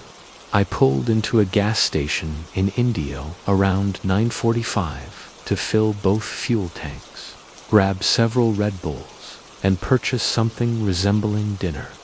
I detested energy drinks because they made me jittery, but they represented the most reliable method of staying alert during overnight drives. As I walked back toward my truck, I noticed a man walking along the off-ramp with his thumb extended, clearly seeking a ride. "Where are you heading?" I called out, having to repeat myself several times due to the constant noise of freeway traffic. He approached my truck instead of trying to shout over the din, and when I asked his destination, he replied that he was bound for Phoenix and could certainly use transportation. While picking up hitchhikers was officially discouraged, I had done it dozens of times before without incident. Having someone to talk with during long drives was infinitely preferable to listening to the radio alone.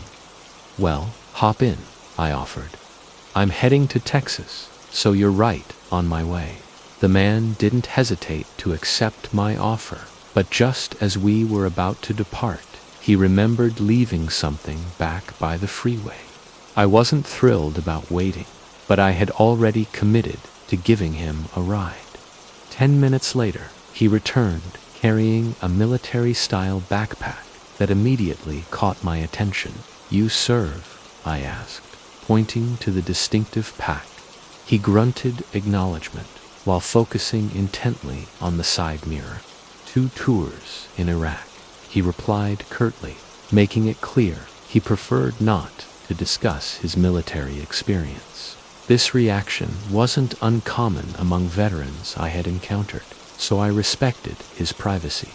"Name's Don, by the way," I said, extending my hand for a shake. "Mitch," he responded with a scowl, his attention still fixed on the mirror. When I asked what was taking him to Phoenix, his answer was equally unsettling. Heard my old lady just had a kid. I doubt it's mine, but I thought I should check it out. For miles afterward, Mitch continued watching the side mirror obsessively, not saying a word. His constant surveillance was beginning to make me nervous, prompting me to ask if he was watching for something specific. At that moment, my truck hit something in the road, causing the steering wheel to jerk violently in my hands and producing a loud thumping noise against the cabin's side. Assuming I had blown a tire, I prepared to pull over for inspection, though dual tires on each side meant I could continue driving if necessary. Mitch's continued mirror watching and his insistence that I stop to check for damage put me increasingly on edge. We were in the middle of the desert with only passing traffic for company, and something about Mitch's behavior was triggering alarm bells in my mind. As I slowed to investigate the apparent tire problem, Mitch kept his vigil on the side mirror, watching the empty desert highway behind us. There was no moon that night, making the isolation even more unnerving. I attributed my growing paranoia to the Red Bulls affecting my judgment, but my instincts were screaming warnings I should have heeded. I jumped down from the cab to inspect my rig, and that's when everything went black. When consciousness returned, I found myself in the passenger seat, while Mitch sat behind the wheel, driving my truck with practiced ease. "You passed out," he explained casually. I thought I'd help by driving a few miles. The back of my head throbbed with intense pain, suggesting that my passing out had involved some form of blunt force trauma. "I can't let you drive," I protested. "It's against regulations. I could lose my job if someone sees another person operating my truck." When I demanded that Mitch pull over immediately, he calmly reached into his backpack and produced a pistol, aiming it directly at my face with steady hands that spoke of military training and violent intent. "I suggest you sit there, stay quiet, and let me drive," he said, with chilling matter-of-factness. In the distance behind us, I noticed flashing red and blue lights reflecting off the desert landscape, growing steadily brighter as they approached our position. Typically, I held no particular fondness for law enforcement, but seeing those lights at that moment filled me with profound relief. "I'd suggest you pull over," I told Mitch. "You've got some friends on your tail." Mitch's response was a nervous laugh, followed by an ominous statement. "Tell you what, once we make it past the state line, I'll drop you off somewhere." When I asked whether he meant dead or alive, noting the crazed look in his eyes, he didn't respond. The police cars grew closer, eventually surrounding my rig in numbers I had never seen assembled in one place. The confrontation ended when Mitch's gun accidentally discharged, shattering the passenger window and sending glass shards into his eyes. This momentary distraction allowed me to grab the wheel and force the truck to stop. Within moments, I found myself face down on the pavement with my hands cuffed behind my back. "He took my rig," I shouted desperately. "I'm just the driver." Fortunately, the officers believed my story after checking my license and discovering that Mitch had arranged to pick up escaped prisoners from his trailer. Why he chose not to kill me remains a mystery that haunts me to this day. But I learned never again to pick up hitchhikers, no matter how lonely the road might become. Story 14. The Ghost Stop Encounter. I've been a long-haul trucker for 20 years, hauling freight from coast to coast, and I've witnessed my share of inexplicable phenomena during those countless miles. Shadows darting across empty highways when no animals were near. voices crackling through CB radios with no one responding on the other end, and lights in the distance that seemed to dance just beyond explanation.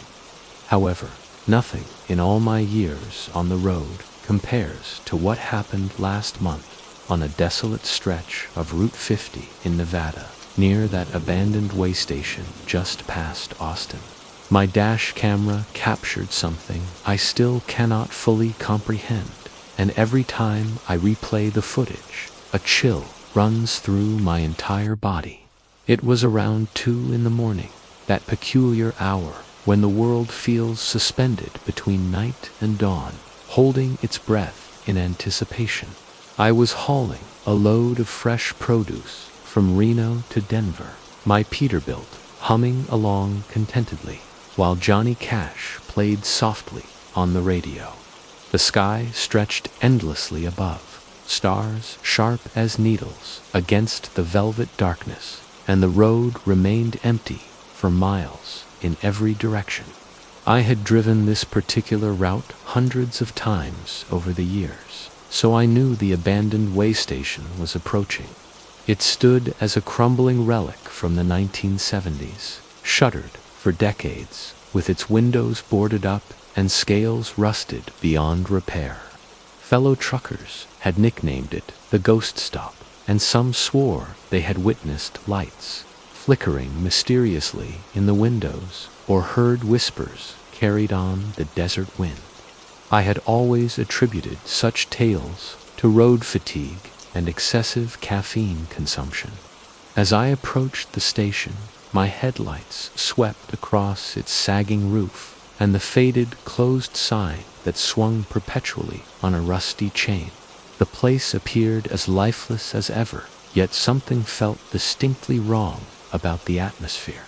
The air inside my cab grew heavy and oppressive, as if a storm were brewing despite the clear sky above. My dash camera continued, recording faithfully, its small red light blinking steadily in the darkness. I chose to ignore the growing unease and maintained my speed, planning to stop for a brief nap at the next official rest area. That's when I first saw her, standing on the shoulder, perhaps 100 yards past the way station, illuminated starkly by my high beams. She was a young woman, appearing to be in her mid-20s, wearing a white dress that seemed far too thin for the desert's nocturnal chill. Her dark hair hung limp over her face, and she stood completely motionless, with her head tilted slightly, as if listening intently to something beyond my perception. My initial thought was that she might be a stranded hitchhiker, but the circumstances seemed highly unusual. We were miles from any civilization, with no visible car, no luggage, nothing but her solitary figure and that dress fluttering gently in the breeze. I reduced my speed considerably, my heart beginning to pound with uncertainty. Part of me wanted to stop and offer assistance if she was truly in trouble, but every survival instinct accumulated over 2 decades of driving screamed warnings to keep moving forward. I eased off the accelerator just enough to get a clearer view of the situation. She remained perfectly still, never waving for help, never even glancing toward my approaching truck, simply standing there, staring at the ground beneath her feet. I grabbed my CB microphone and attempted to make contact with other drivers who might be in the area. Breaker, breaker. This is Big Red on Route 50, eastbound, mile marker 143. Anyone else see a lady out here? Looks like she might need assistance. Only static hissed back through the radio. I tried again with increasing urgency, but the radio remained stubbornly silent. That's when I noticed my dash camera's recording light beginning to flicker erratically, as if struggling to maintain power. I passed her position at a crawl, perhaps 20 miles per hour, and as my cab drew level with her location, she slowly lifted her head to look directly at me. I swear my heart nearly stopped beating entirely. Her face was fundamentally wrong in ways that defied natural explanation. Her eyes appeared too large and too dark, like holes punched clean through paper into an endless void. Her mouth stretched into a smile that extended far too wide, revealing teeth that glinted wetly in my headlights, as if perpetually moist. She never blinked, simply stared directly into my cab with those impossible eyes fixed upon me. I pressed the accelerator to the floor, the engine roaring as I accelerated away from that haunting sight. In my side mirror, I watched as she turned with deliberate, unhurried movements, continuing to observe my retreat. Then she stepped casually off the shoulder and disappeared into the impenetrable darkness surrounding the road. I didn't breathe easily until the abandoned way station became merely a distant speck in my rear-view mirror. My hands trembled so violently I could barely maintain a proper grip on the steering wheel. I attempted to rationalize the experience as a trick of lighting, or perhaps a desert mirage, anything to calm my frayed nerves, but I couldn't shake the vivid image of her otherworldly face. Later, when I reviewed the dash camera footage, the recording showed her clearly until the moment she looked up. Then the video glitched with violent static, and when it cleared, she had vanished completely, leaving only empty highway behind. But in the final frame before her disappearance, a long, thin shadow stretched across the road where no shadow should have been possible. Story 15. The Phantom Child of Highway 50. I had been hauling a load of canned goods from Salt Lake City to Sacramento, running Highway 50 through central Nevada along what locals call the loneliest road in America. My rig, a weathered 2018 Freightliner Cascadia, rumbled steadily through the vast emptiness while the CB radio crackled with nothing but static. I was 3 hours past Austin, Nevada, surrounded by endless sagebrush and the Toyob Range beneath a blood-orange sunset that painted the desert in supernatural hues. My phone showed no signal bars, and I hadn't seen another truck for countless miles. There was nothing but me, the endless road ahead, and a thermos of coffee that had long since gone cold. I had grown accustomed to these lengthy hauls over my 15 years of driving, the kind that blur days into nights and create a hypnotic rhythm of wheels on asphalt. I had witnessed my share of unusual phenomena over the years. Hitchhikers who seemed to vanish without explanation, mysterious lights dancing in the desert that belonged to no earthly source, and sounds that carried impossible distances through the thin air. However, nothing had prepared me for what I encountered that evening near mile marker 92. A child, appearing to be perhaps 12 years old, suddenly stepped onto the shoulder ahead of me, waving his arms frantically as if attempting to flag down an emergency helicopter. He appeared painfully thin, wearing a faded red hoodie and baggy jeans, his skin pale as moonlight in the dying sunlight. His eyes were wide with unmistakable panic, and something about his sudden appearance in this desolate location immediately set off every alarm bell in my experienced mind. I eased off the throttle and downshifted carefully, the air brakes hissing as I guided my rig toward the shoulder.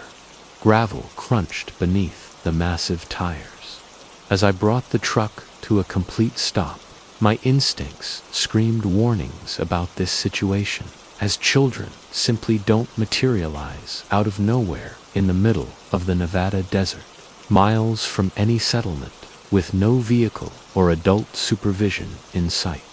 I cranked down the passenger window while keeping the engine idling, ready for a quick departure if necessary. "Hey, kid, are you all right?" I called out.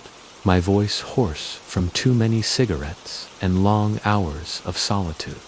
The boy looked up at me with those unnaturally wide eyes, and when he spoke, his voice carried a high-pitched, trembling quality that seemed almost rehearsed.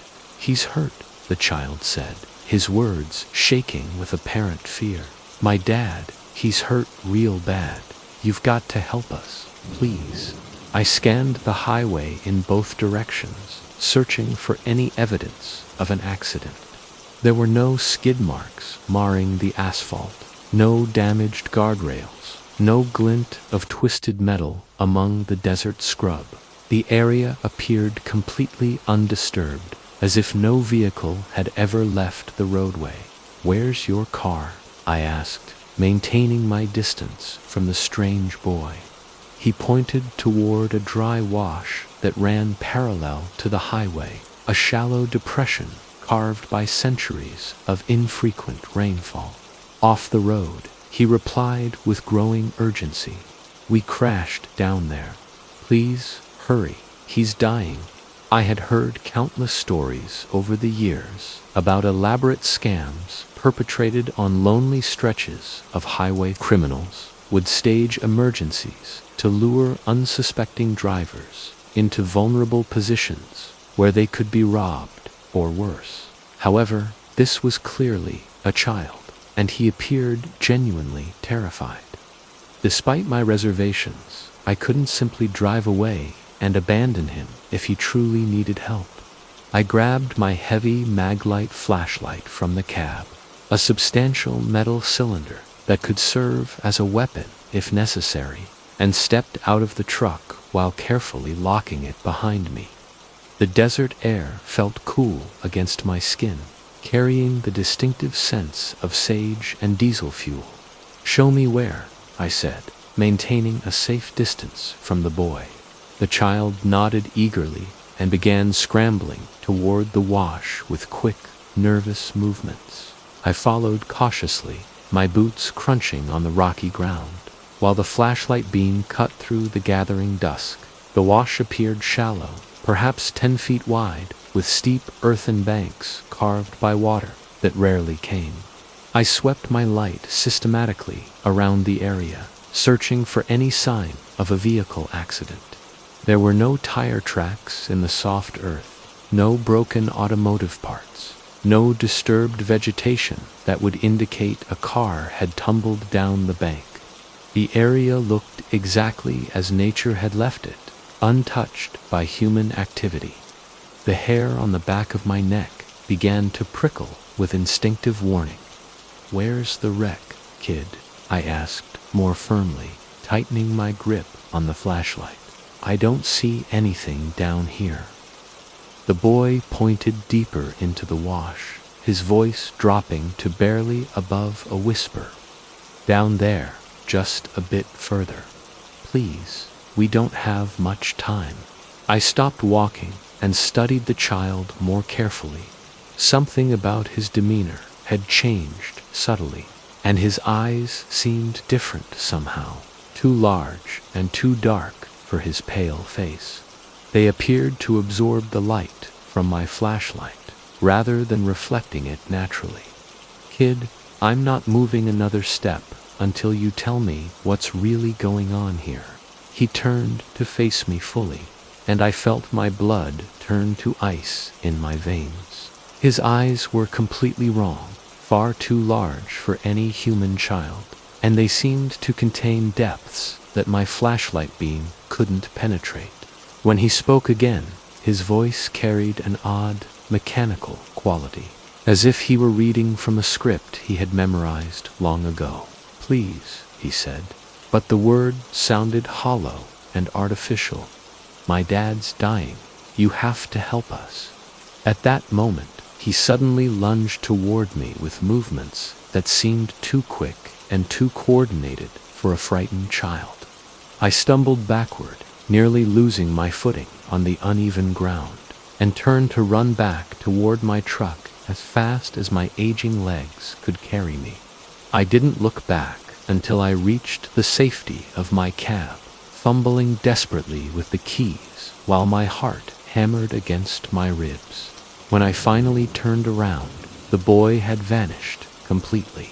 There were no footprints in the soft earth, no sounds of movement, nothing but the desert wind hissing through the sagebrush. It was as if he had never existed at all.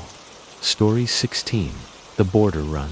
The sun barely touched the horizon over El Paso, Texas, painting the morning sky a pale orange as I climbed into the cab of my Freightliner Cascadia.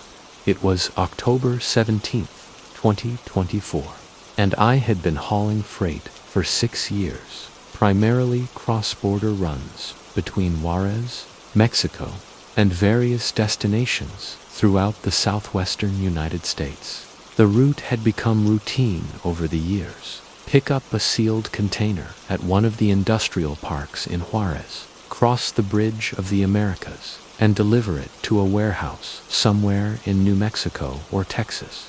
It was generally easy money, or at least that's what I had always believed, until that particular day when everything changed. Something felt distinctly wrong from the moment I woke up that morning.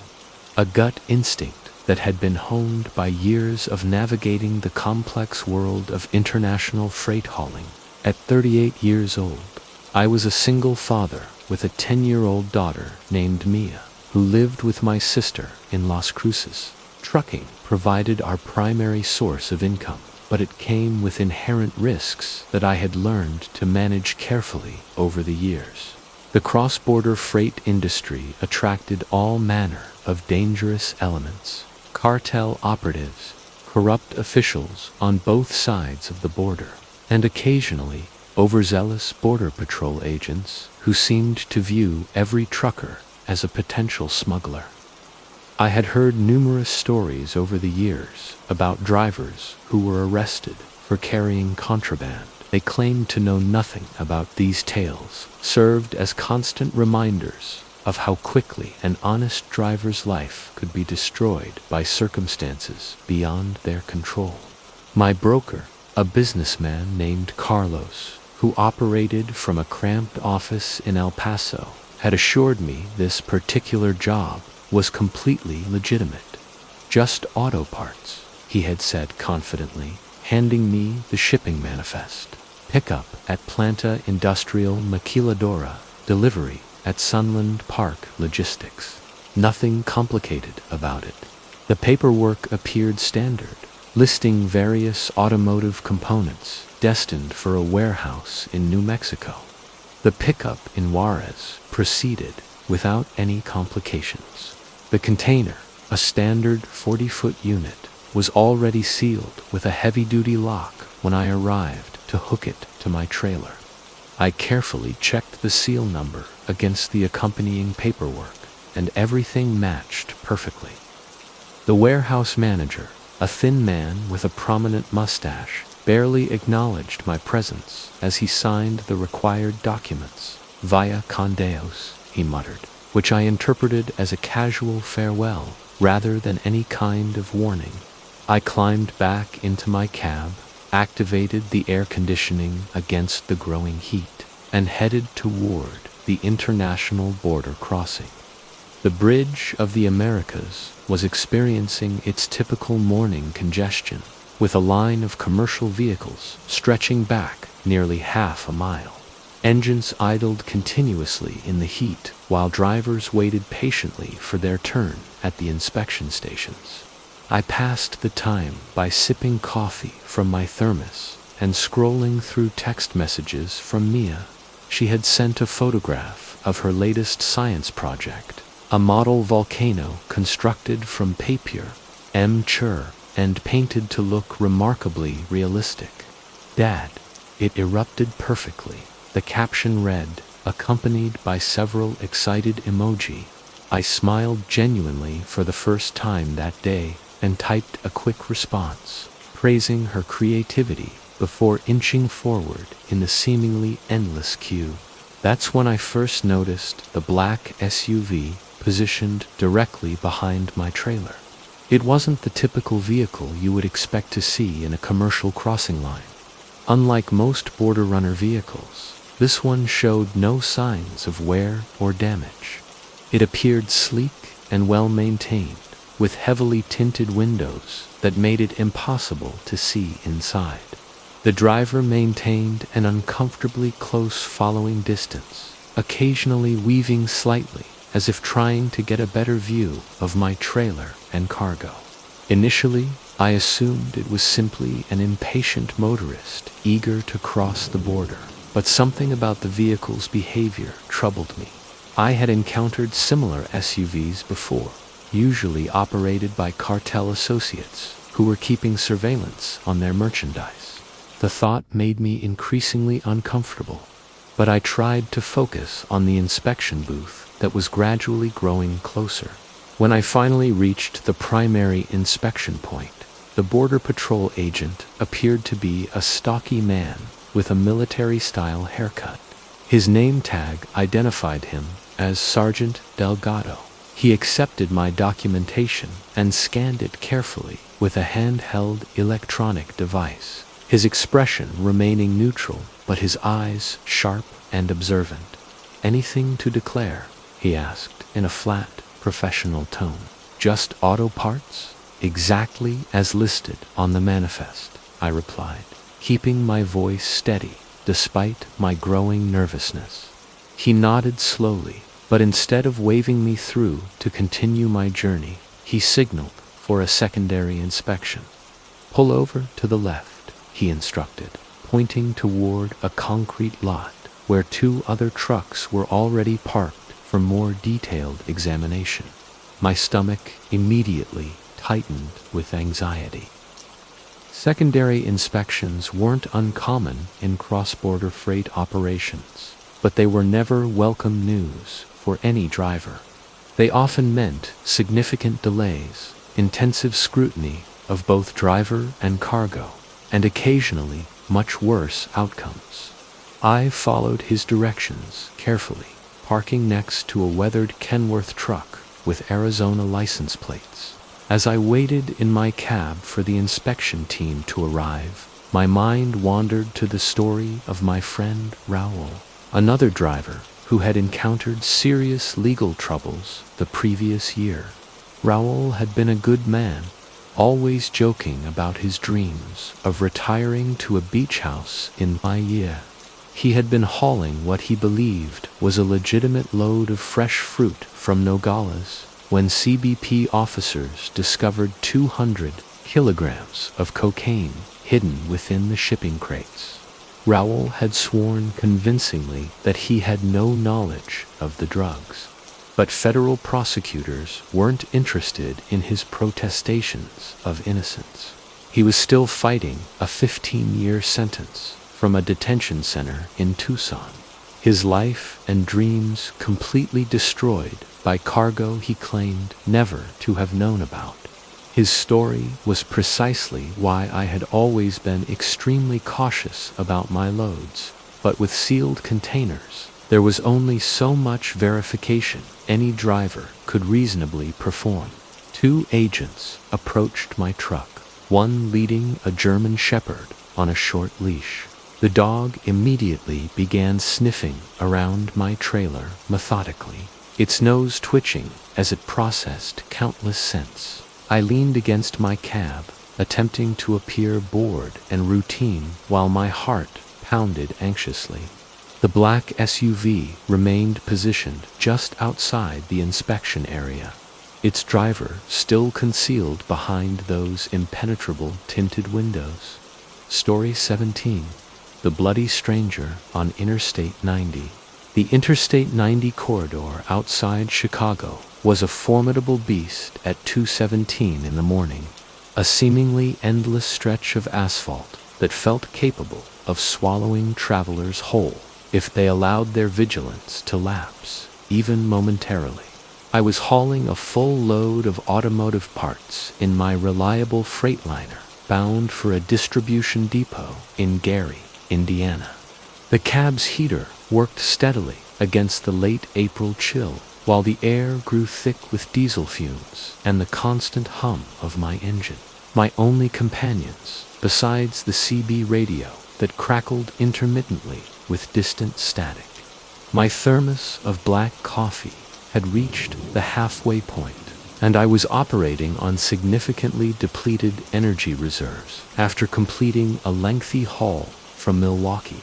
The highway stretched endlessly ahead under my headlights, illuminated in sections but disappearing into darkness beyond the reach of modern lighting. Earlier that evening, I had stopped at the Belvedere Oasis, a truck stop positioned strategically just off Interstate 90, where I had encountered another driver named Carl who shared a disturbing story that left my nerves rattled like loose chains. Carl was an experienced old-timer, the type of professional driver who had witnessed every mile marker across the lower 48 states during his decades-long career. We had been sharing a late dinner at the 24-hour diner, the harsh neon glow of the establishment's sign casting dramatic shadows across his weathered face.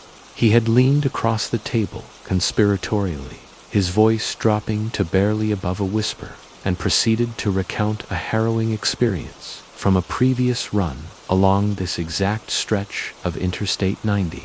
Picked up a hitchhiker near Harlem Avenue, he had said, his eyes darting nervously toward the window, as if expecting someone to be watching our conversation. The guy was covered in blood from head to toe, his hands red as fresh paint. He claimed he'd been in a serious wreck, but his story contained inconsistencies that didn't make sense.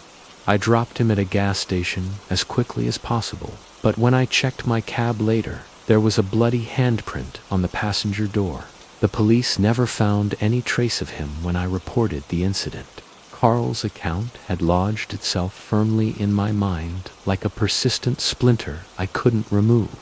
Now, with Interstate 90 stretching endlessly under my headlights, every shadow seemed to conceal potential threats, and every movement in my peripheral vision triggered immediate alertness.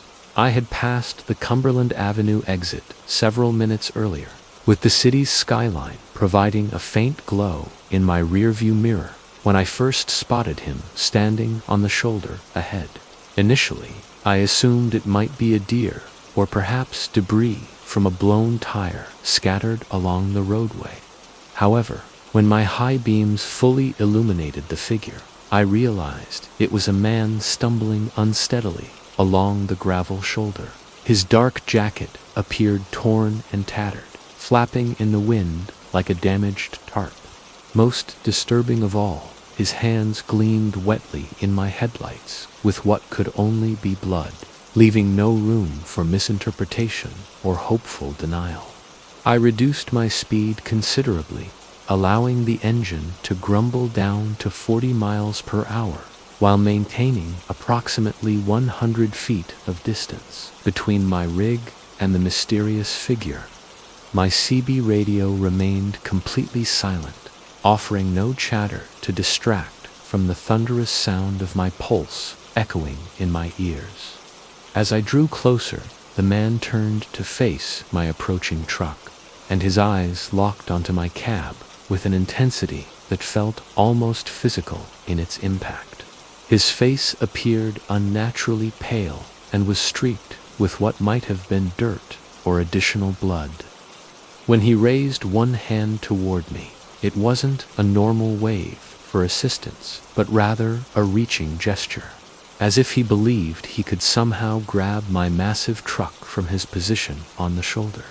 Most unnervingly, he began moving directly toward the highway itself, his steps jerky and uncoordinated, with one leg dragging behind him as if it were partially broken or severely injured.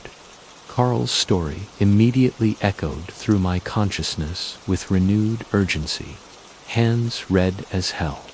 I quickly checked my side mirror, expecting to discover a car accident scene or police vehicles pursuing this blood-covered individual. However, Interstate 90 stretched completely empty in both directions, containing nothing but my truck and this increasingly disturbing stranger who was now approaching the travel lanes. Every instinct developed over years of professional driving screamed that I should maintain my speed and continue past this situation without involvement. 18-wheelers don't stop for trouble on dangerous highways, particularly not during the vulnerable hours of early morning. However, the man was now close enough that I could see his mouth moving frantically, shouting words I couldn't understand over the rumble of my diesel engine.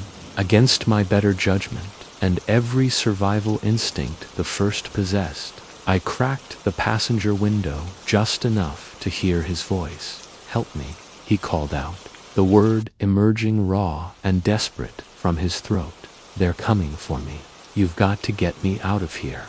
His voice sounded like gravel being ground beneath heavy machinery, and he kept glancing back into the darkness behind him, as if expecting something terrifying to emerge from the shadows. "Who's coming?" I shouted back, my hand hovering over the gear shift and ready to accelerate away from this increasingly dangerous situation. The cab suddenly felt too small and confining, while the air grew heavy with the combined sense of motor oil and nervous sweat. He didn't provide any answer to my question, continuing to stagger closer while using the metal guardrail to support his unsteady movements, leaving bloody handprints on every surface he touched. That's when I noticed the metallic object clutched in his left hand. Whether it was a knife, a wrench, or some other potentially dangerous tool, I couldn't determine with certainty, but my brain immediately began screaming warnings about imminent danger. Carl's story dominated my thoughts completely. The bloody handprint, the missing hitchhiker who was never found by authorities, the questions that remained unanswered. "No chance, buddy," I shouted through the rapidly closing window. I slammed my foot down hard on the clutch and gunned the accelerator, feeling the rig respond with a powerful roar as I pulled back into the right travel lane. At that moment, a heavy, sickening impact resonated against my passenger door, causing the entire cab to shudder with the force of the collision. Story 18. The Midnight Knocking. My name is Cal, and I've been hauling freight across America's highways for 20 years, long enough to develop the kind of road wisdom that should have warned me against parking in certain questionable locations. The night was particularly heavy with darkness, the kind of impenetrable black that seems to swallow headlights completely before they can illuminate anything meaningful. I had positioned my rig behind a deteriorating truck stop off Highway 93, essentially a forgotten speck in the vast Montana wilderness where the only sounds came from persistent wind and the occasional distant hum of passing 8. My logbook was demanding a mandatory rest period, and my body felt the bone-deep exhaustion that comes from too many consecutive hours behind the wheel. The parking lot appeared completely empty, except for a couple of rusted pickup trucks that looked like they hadn't moved in months. My trailer contained a full load of heavy machine parts, nothing particularly valuable or attractive to potential thieves.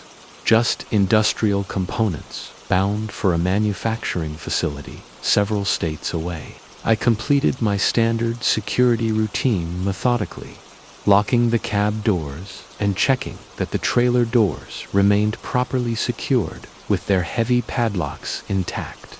After climbing into the sleeper berth behind my driver's seat, I found the air somewhat stale but acceptable, and the familiar sound of my engine gradually cooling down provided a comforting lullaby that usually helped me fall asleep quickly.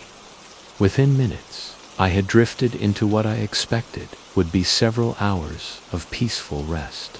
The knocking began as a soft, almost tentative sound emanating from somewhere within my trailer, like someone gently rapping their knuckles against the metal walls. I jolted upright in my narrow bunk, heart immediately accelerating as I checked the illuminated clock face. It read 2:17 in the morning, and I held my breath while straining to listen carefully to the surrounding silence. For several moments, nothing disturbed the quiet except the constant wind whistling around my truck. I attempted to rationalize the sound as cargo shifting during the cooling process, perhaps a loose pallet settling into a more stable position. However, the knocking resumed moments later with increased volume and deliberate precision. Tap, tap, tap, followed by a brief pause, then tap, tap, tap again. The pattern was far too regular and intentional to be random mechanical noise, suggesting that someone or something was actively attempting to gain my attention from inside the sealed trailer. I retrieved my heavy flashlight and a crowbar from beneath my seat, standard equipment for any professional driver who might encounter unexpected situations during lonely highway stops. The parking lot remained completely silent and deserted, with only the truck stop's flickering neon sign providing any illumination in the distance. I stepped out of my cab carefully, boots crunching on loose gravel, and conducted a thorough visual inspection of my trailer's exterior. The padlock appeared completely undisturbed, and the doors showed no signs of tampering or forced entry. I pressed my ear against the cold metal surface, listening intently for any sounds from within. Complete silence greeted me, and I almost laughed at myself for being so paranoid after 20 years of highway experience. However, as I turned to return to my cab, the knocking resumed with startling clarity, emanating unmistakably from inside the trailer. I stood frozen in place, analyzing the situation rationally. My cargo consisted entirely of machine parts, gears, rods, and similar industrial components.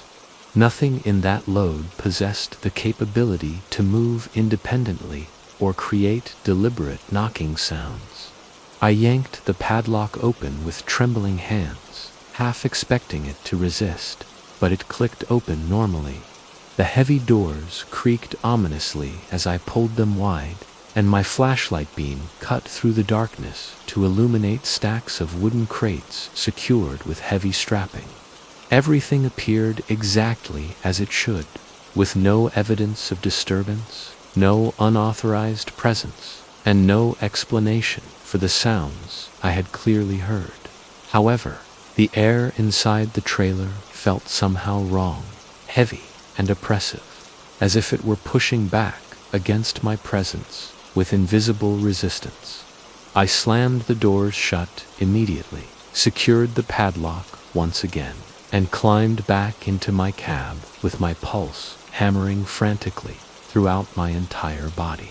Sleep became impossible for the remainder of that night. At dawn, I resumed my journey, checking my mirrors obsessively like a nervous rookie driver. The knocking didn't return during that particular trip, but it remained lodged in my consciousness like a persistent mental splinter that I couldn't remove. I completed the delivery in Spokane without incident, and the warehouse personnel reported no anomalies with the cargo, treating it as just another routine day of business. However, the experience had fundamentally changed something within me. I couldn't escape the persistent feeling that something had been sharing space in my trailer, something that didn't belong in our physical world.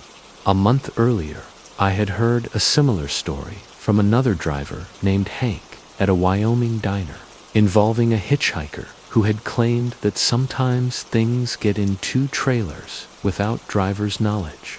Hank had described increasingly strange experiences during that particular haul, including mysterious scratching sounds from his trailer every night, despite carrying nothing but crates of apples.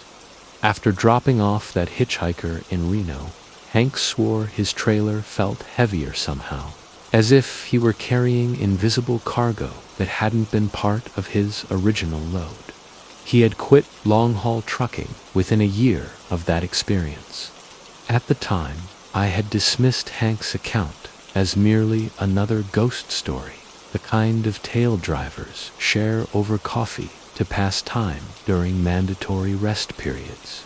However, now that I was experiencing similar phenomena firsthand, Hank's story seemed far less fictional and much more like a warning I should have taken seriously. The knocking followed me on every subsequent run, always occurring during nighttime stops when I was alone and vulnerable. The sound grew progressively louder and more insistent with each occurrence, as if whatever was causing it was becoming increasingly frustrated with my refusal to acknowledge its presence. I began driving longer hours and skipping mandatory rest periods, doing anything possible to avoid stopping overnight in isolated locations.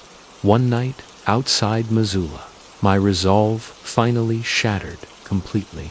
The knocking had become so loud and aggressive that it felt like someone was attacking my trailer with a sledgehammer. In a moment of desperation and fury, I grabbed a tire iron and stormed to the back of my rig, screaming challenges into the empty Montana darkness. The knocking stopped immediately, replaced by a silence so complete it felt deafening. Then, from somewhere inside my trailer, a voice whispered with inhuman clarity, "Let me out." Story 19. The Vanishing Passenger. I've been driving trucks for the better part of 15 years, mostly taking the night shifts when the highways are empty and peaceful. The solitude never bothered me much. In fact, I found comfort in the gentle hum of the engine and the rhythmic pattern of mile markers passing by in the darkness. Most nights were routine, predictable even, just me and the endless ribbon of asphalt stretching toward distant horizons. But there was one particular night, a night that still haunts my memories, that changed everything I thought I knew about the road. It was approaching midnight when I first spotted her, standing motionless by the side of the highway like a statue carved from shadow and moonlight. The sight was so unexpected, so out of place on this desolate stretch of road, that my heart skipped a beat. In all my years of driving, I had encountered countless strange things on the highway, from wildlife crossing at odd hours to abandoned vehicles with mysterious histories, but this was different. This lone figure standing in the middle of nowhere seemed to defy explanation. As my headlights swept across the landscape, I could make out more details. She was a woman, probably in her 30s, wearing what appeared to be a light-colored dress that seemed to glow faintly in the pale moonlight. Her posture was unnaturally still, as if she had been standing there for hours, waiting for something or someone. The darkness around her seemed deeper somehow, more oppressive, and I felt an inexplicable chill run down my spine, despite the warm summer air flowing through my cab. My first instinct was to keep driving, to dismiss what I was seeing as a trick of tired eyes and shifting shadows. But something about her stillness, her apparent helplessness, compelled me to stop. Perhaps it was my innate desire to help someone in need, or maybe it was simple human curiosity. But I found myself slowing down and pulling over to the shoulder of the road. The gravel crunched under my tires as I came to a complete stop, the sudden silence after hours of engine noise feeling almost deafening. I rolled down my window and called out to her, asking if she needed assistance. The sound of my voice seemed to hang in the still night air for an eternity before she slowly turned to face me. Her movement was fluid, almost ethereal, and when her eyes met mine, I felt a chill that had nothing to do with the temperature. There was something in her gaze that seemed to look right through me, as if she could see into the very depths of my soul. Her expression was unreadable, neither grateful nor afraid, just blank and distant. For several long moments, we simply stared at each other across the space between us. The silence stretched on, broken only by the gentle ticking of my cooling engine and the distant sound of wind moving through the trees that lined the highway. Finally she spoke, her voice barely above a whisper, so soft that I had to strain to hear her words. She asked for a ride, her tone neither pleading nor demanding, just matter-of-fact, as if she knew I would say yes. Against my better judgment, I found myself nodding and gesturing for her to approach the truck. She moved with that same fluid grace, her feet seeming to barely touch the ground as she walked around to the passenger side. When she climbed into the cab, I noticed she made no sound at all, no rustling of clothing, no settling into the seat, nothing. She simply materialized in the passenger seat like morning mist taking human form.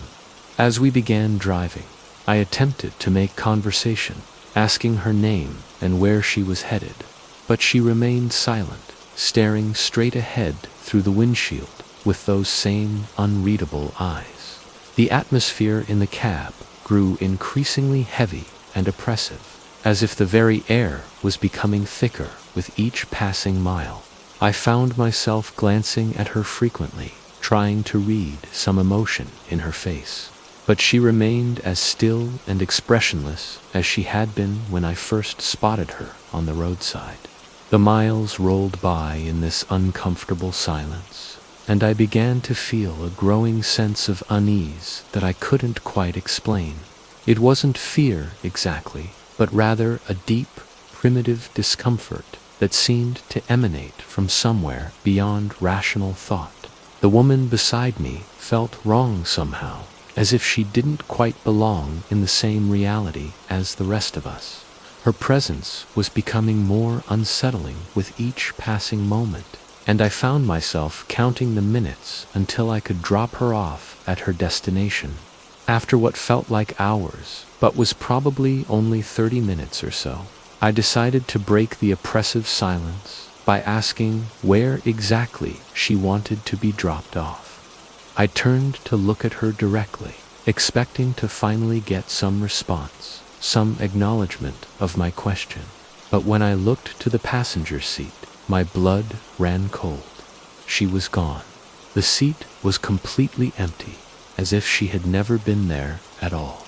I slammed on the brakes, bringing the truck to a screeching halt on the shoulder of the highway.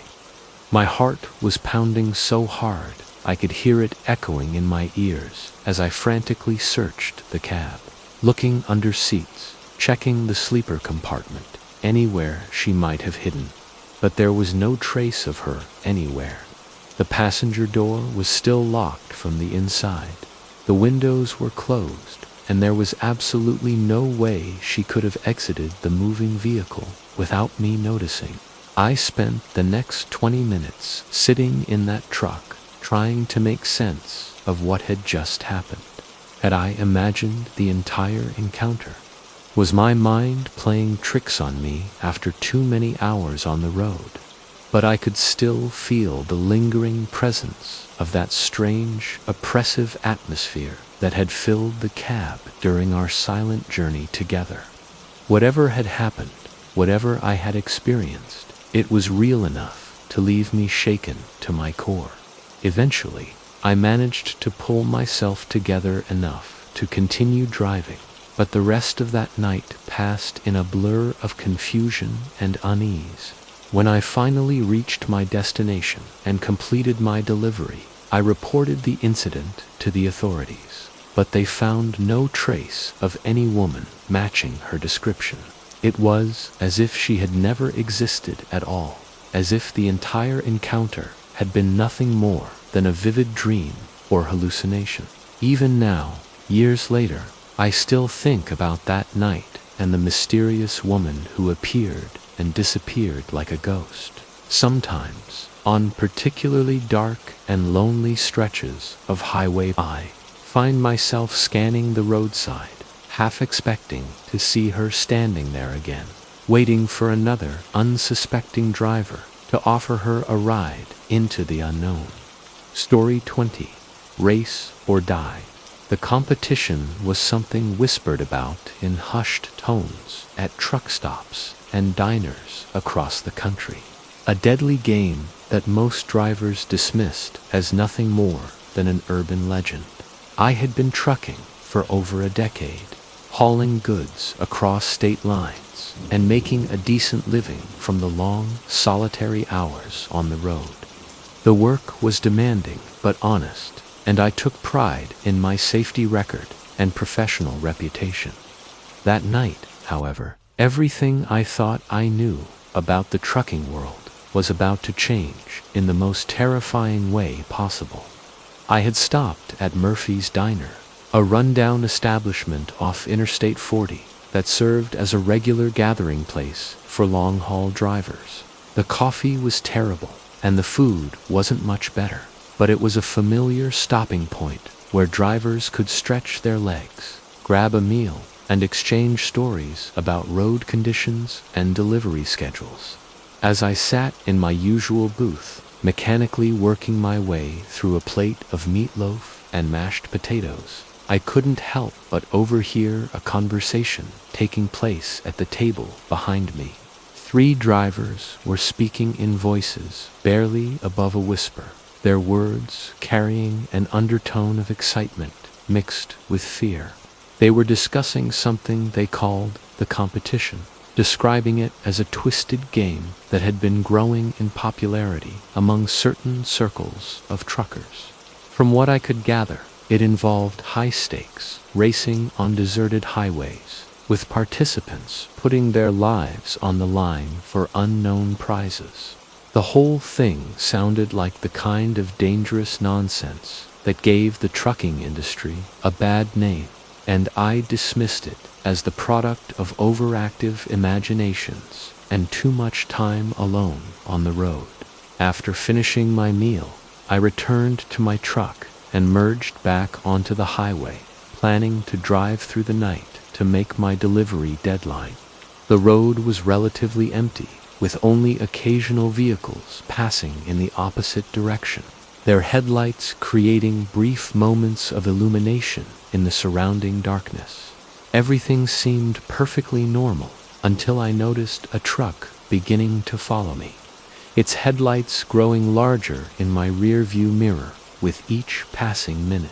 At first, I assumed the driver simply wanted to pass and was waiting for a safe opportunity to change lanes. But as the miles rolled by, the truck remained directly behind me, maintaining a distance that was uncomfortably close for safe highway driving. I tried speeding up slightly to create more space between us, but the other truck matched my pace exactly, staying locked onto my rear bumper like a guided missile homing in on its target. A cold knot of fear began forming in my stomach as I realized this wasn't normal driving behavior. The truck behind me was deliberately tailgating, following my every move with a persistence that bordered on obsessive. When I changed lanes, it changed lanes. When I slowed down, it slowed down. When I accelerated, it accelerated. This wasn't coincidence or poor driving etiquette. This was something far more sinister. Suddenly, the truck's headlights began flashing in a rapid, rhythmic pattern, the bright beams creating a strobing effect that made it difficult for me to see the road ahead clearly. Through the glare, I caught sight of something painted on the front grille of the pursuing vehicle. Large block letters that spelled out a message that made my blood run cold. Race or die. In that moment, I understood with terrifying clarity that I had somehow become an unwilling participant in the very competition those drivers had been discussing at the diner. My heart began pounding so hard I could feel it against my ribs. as the full implications of my situation became clear. This wasn't road rage or random aggression. This was an organized game with deadly stakes, and I had been selected as the next player, whether I wanted to participate or not. The truck behind me began swerving aggressively, trying to force me off the road or into oncoming traffic.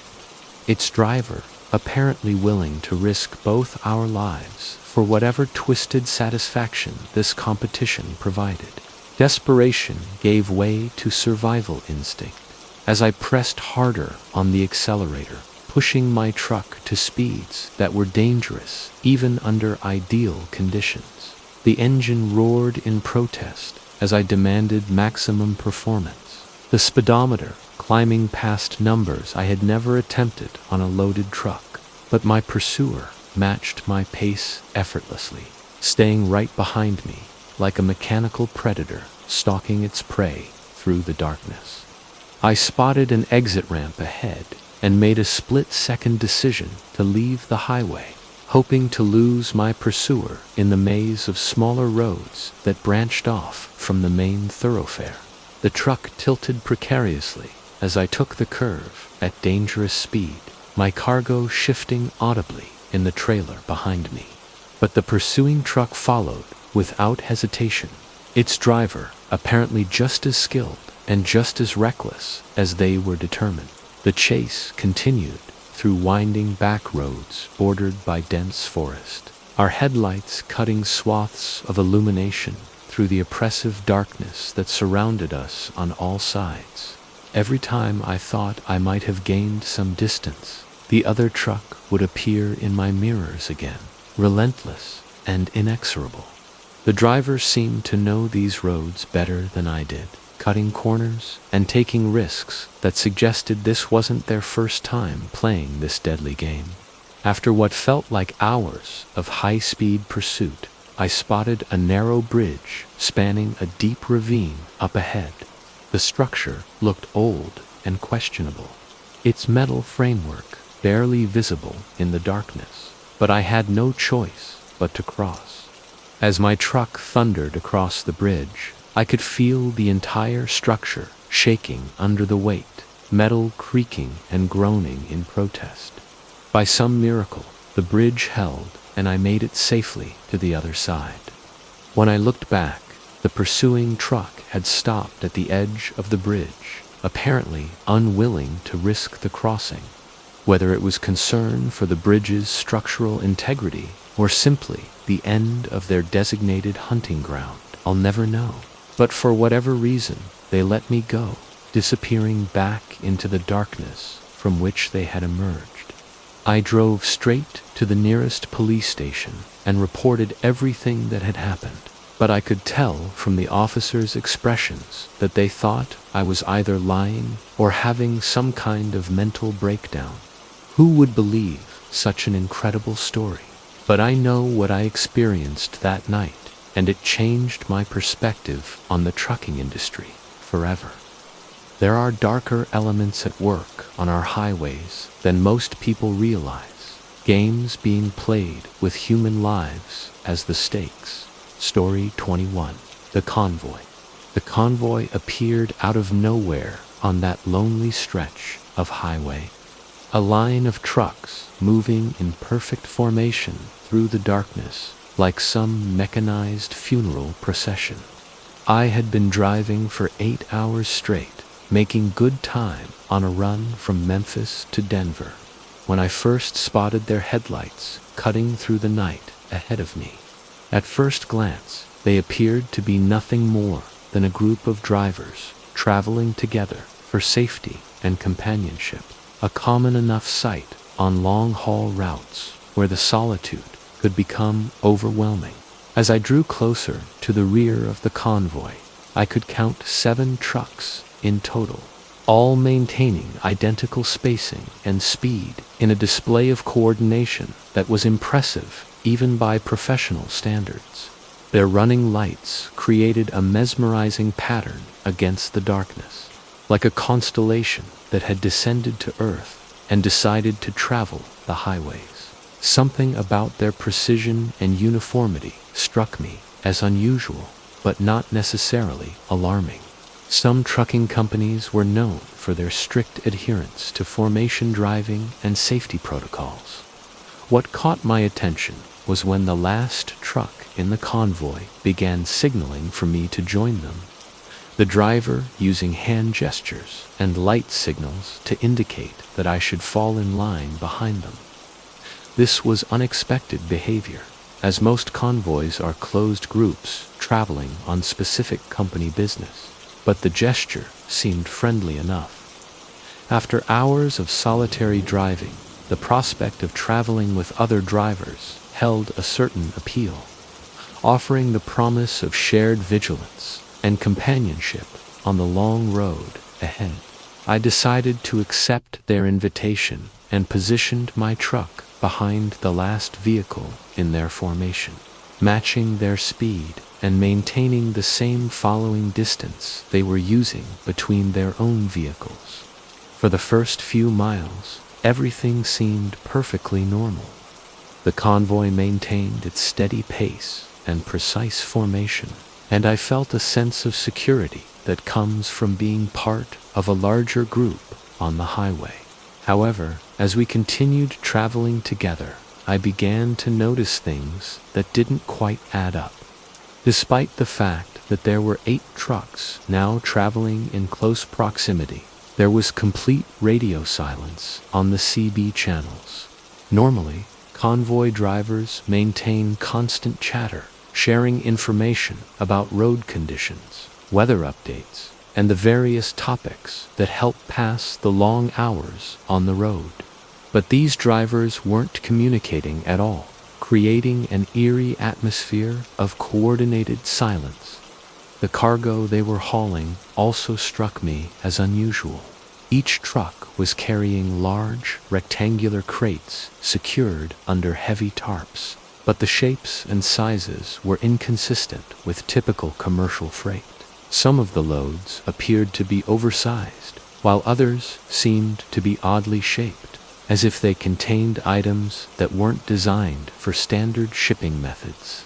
The way the tarps were secured also seemed excessive, as if the drivers were going to extraordinary lengths to conceal whatever they were transporting. As the miles passed, my unease continued to grow. The convoy began slowing down gradually, reducing speed far below what was safe or legal for highway travel. There was no apparent reason for this reduction in speed, no construction zones or traffic ahead, just a deliberate decision to crawl along at a pace that was drawing attention from other drivers, who were forced to pass us in the left lane. When the lead truck suddenly signaled and began pulling off at an exit that led to a desolate industrial area, my heart sank. This wasn't a normal rest stop or refueling point. This was a deliberate diversion to an isolated location away from the main flow of traffic. As each truck in the convoy followed the leader down the exit ramp, I realized I was being herded along with them, whether I wanted to participate or not. The trucks behind me had closed ranks, effectively boxing me in and preventing any attempt to break away from the group. The road leading away from the highway quickly became narrower and more remote, winding through an industrial wasteland of abandoned buildings and empty lots. Street lighting was sporadic at best, creating pools of illumination separated by long stretches of darkness that seemed to swallow the landscape. This was exactly the kind of place where bad things happened to people, the kind of location that would be chosen specifically because it was isolated from witnesses and help. When the convoy finally came to a stop in what appeared to be an abandoned truck yard, my worst fears were confirmed. The drivers began emerging from their vehicles, and I could see they were all wearing dark clothing and masks that concealed their faces. Their movements were coordinated and purposeful, like a military unit executing a well-rehearsed operation. They began unloading the mysterious cargo from their trucks, revealing items that made my blood run cold. Through the darkness, I could make out human figures among the items being removed from the trucks, people who appeared to be bound and unconscious, being handled like cargo rather than human beings. The realization of what I had stumbled into hit me like a physical blow, and I understood that I had accidentally become a witness to something that was far more serious than simple freight theft or smuggling. The convoy members noticed my hesitation and began surrounding my truck, effectively trapping me in the center of their operation. Their intentions were clear. I had seen too much to be allowed to simply drive away. Whether through coercion or force, they intended to ensure my silence about whatever horrific business they were conducting in this remote location. Panic gave way to desperation as I realized that my only chance of survival was to break free from their trap before they could complete whatever they had planned for me. I gunned the engine and smashed through the improvised barricade they had created with their vehicles, my truck suffering significant damage but maintaining enough momentum to escape the immediate area. I drove without stopping until I reached a populated area, not slowing down until I was surrounded by witnesses and potential help. The authorities took my report seriously, but by the time they investigated the location, there was no trace of the convoy or their victims. It was as if the entire incident had been carefully planned and executed by people who knew how to disappear without leaving evidence behind. The experience left me with the knowledge that there are organized criminal elements operating on our highways, using the trucking industry as cover for activities that most people couldn't imagine. Story 22. The Hitchhiker's Warning. The hitchhiker appeared in my headlights like a ghost materializing from the darkness, his thumb extended in the universal signal for a ride. I had been driving through Nebraska for 6 hours, hauling a load of electronics from Chicago to Denver, when I spotted him standing beside the entrance ramp to the interstate. Normally, I make it a policy never to pick up strangers, but something about his appearance struck me as genuinely desperate rather than dangerous. He looked exhausted, like he had been walking for miles, and the temperature was dropping toward freezing. As midnight approached, against my better judgment, I pulled over and watched as he jogged toward my truck with obvious relief. He was probably in his 40s, wearing a worn denim jacket and jeans that had seen better days, with the kind of weathered face that comes from spending too much time outdoors. When he climbed into the passenger seat, his first words were a heartfelt thank you, followed by an explanation that his car had broken down about 20 miles back, and he had been walking ever since. For the first hour or so, we engaged in the kind of casual conversation that helps pass time on long drives. He told me his name was Frank, and that he worked construction, traveling from job to job across the Midwest. His stories about different work sites and the characters he had encountered seemed genuine enough, and I found myself relaxing in his company. It was nice to have someone to talk to after hours of solitary driving, and he seemed like a decent enough guy who had simply encountered some bad luck. But as we continued down the highway, Frank's demeanor began to change. He grew quieter, more introspective, frequently staring out the side window into the darkness with an expression I couldn't quite read. When I asked if everything was okay, he turned to me with a look of such intense seriousness that it immediately put me on edge. That's when he began telling me about the disappearances. According to Frank, there had been a string of vanishings along this particular stretch of highway that stretched back several years. Truck drivers, traveling salesmen, and other people who traveled the route regularly had been disappearing without explanation. Their vehicles sometimes found abandoned, but the occupants never seen again. The pattern was so consistent and the numbers so significant that it couldn't be explained by normal accidents or random crimes. What made his account particularly disturbing was the level of detail he provided. He knew specific dates, locations, and circumstances surrounding each disappearance, as if he had been conducting his own investigation into the matter. He described particular truck stops, rest areas, and stretches of highway where the incidents had occurred, places that I recognized as routine stops along my own regular routes. The thought that I had been unknowingly traveling through what amounted to a hunting ground sent chills down my spine. Frank's knowledge went beyond simple facts and statistics. He spoke with conviction about a pattern to the disappearances, a methodology that suggested organization rather than random opportunity.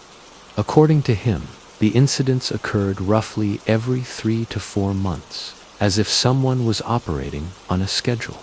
The victims were always people traveling alone, always people whose absence wouldn't be immediately noticed, and always people who had no particular reason to deviate from their planned routes. When I asked how he had come to know so much about these incidents, Frank's expression became even more grave.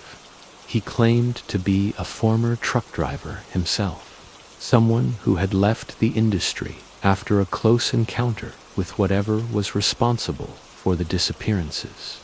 He described a night when he had been approached at a remote truck stop by individuals who tried to lure him away from his vehicle, and only quick thinking and pure luck had allowed him to escape what he believed would have been certain death. The most unsettling part of his account was his description of the people responsible. According to Frank, this wasn't the work of a single individual, but rather an organized group, possibly some kind of cult or criminal organization that had chosen this stretch of highway as their hunting ground. They operated with military precision, using legitimate-looking vehicles and tactics that allowed them to blend in with normal highway traffic until they were ready to strike. As Frank continued his narrative, pointing out specific landmarks and locations where incidents had occurred, I felt a growing sense of paranoia about our current situation.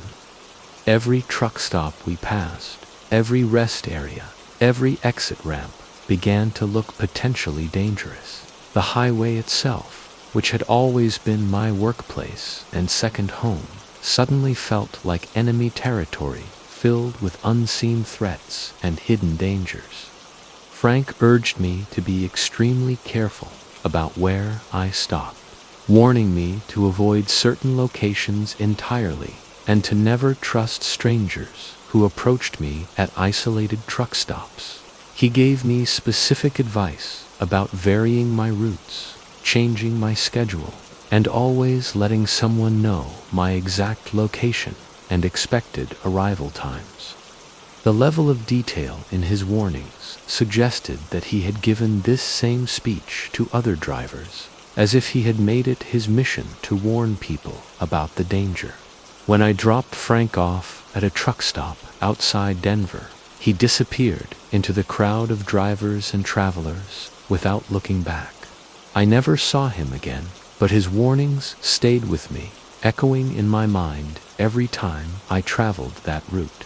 I found myself taking different roads, avoiding the places he had mentioned, and being far more cautious about whom I trusted during my travels. Whether Frank's story was completely accurate or partially the product of an overactive imagination, it changed the way I approached my job.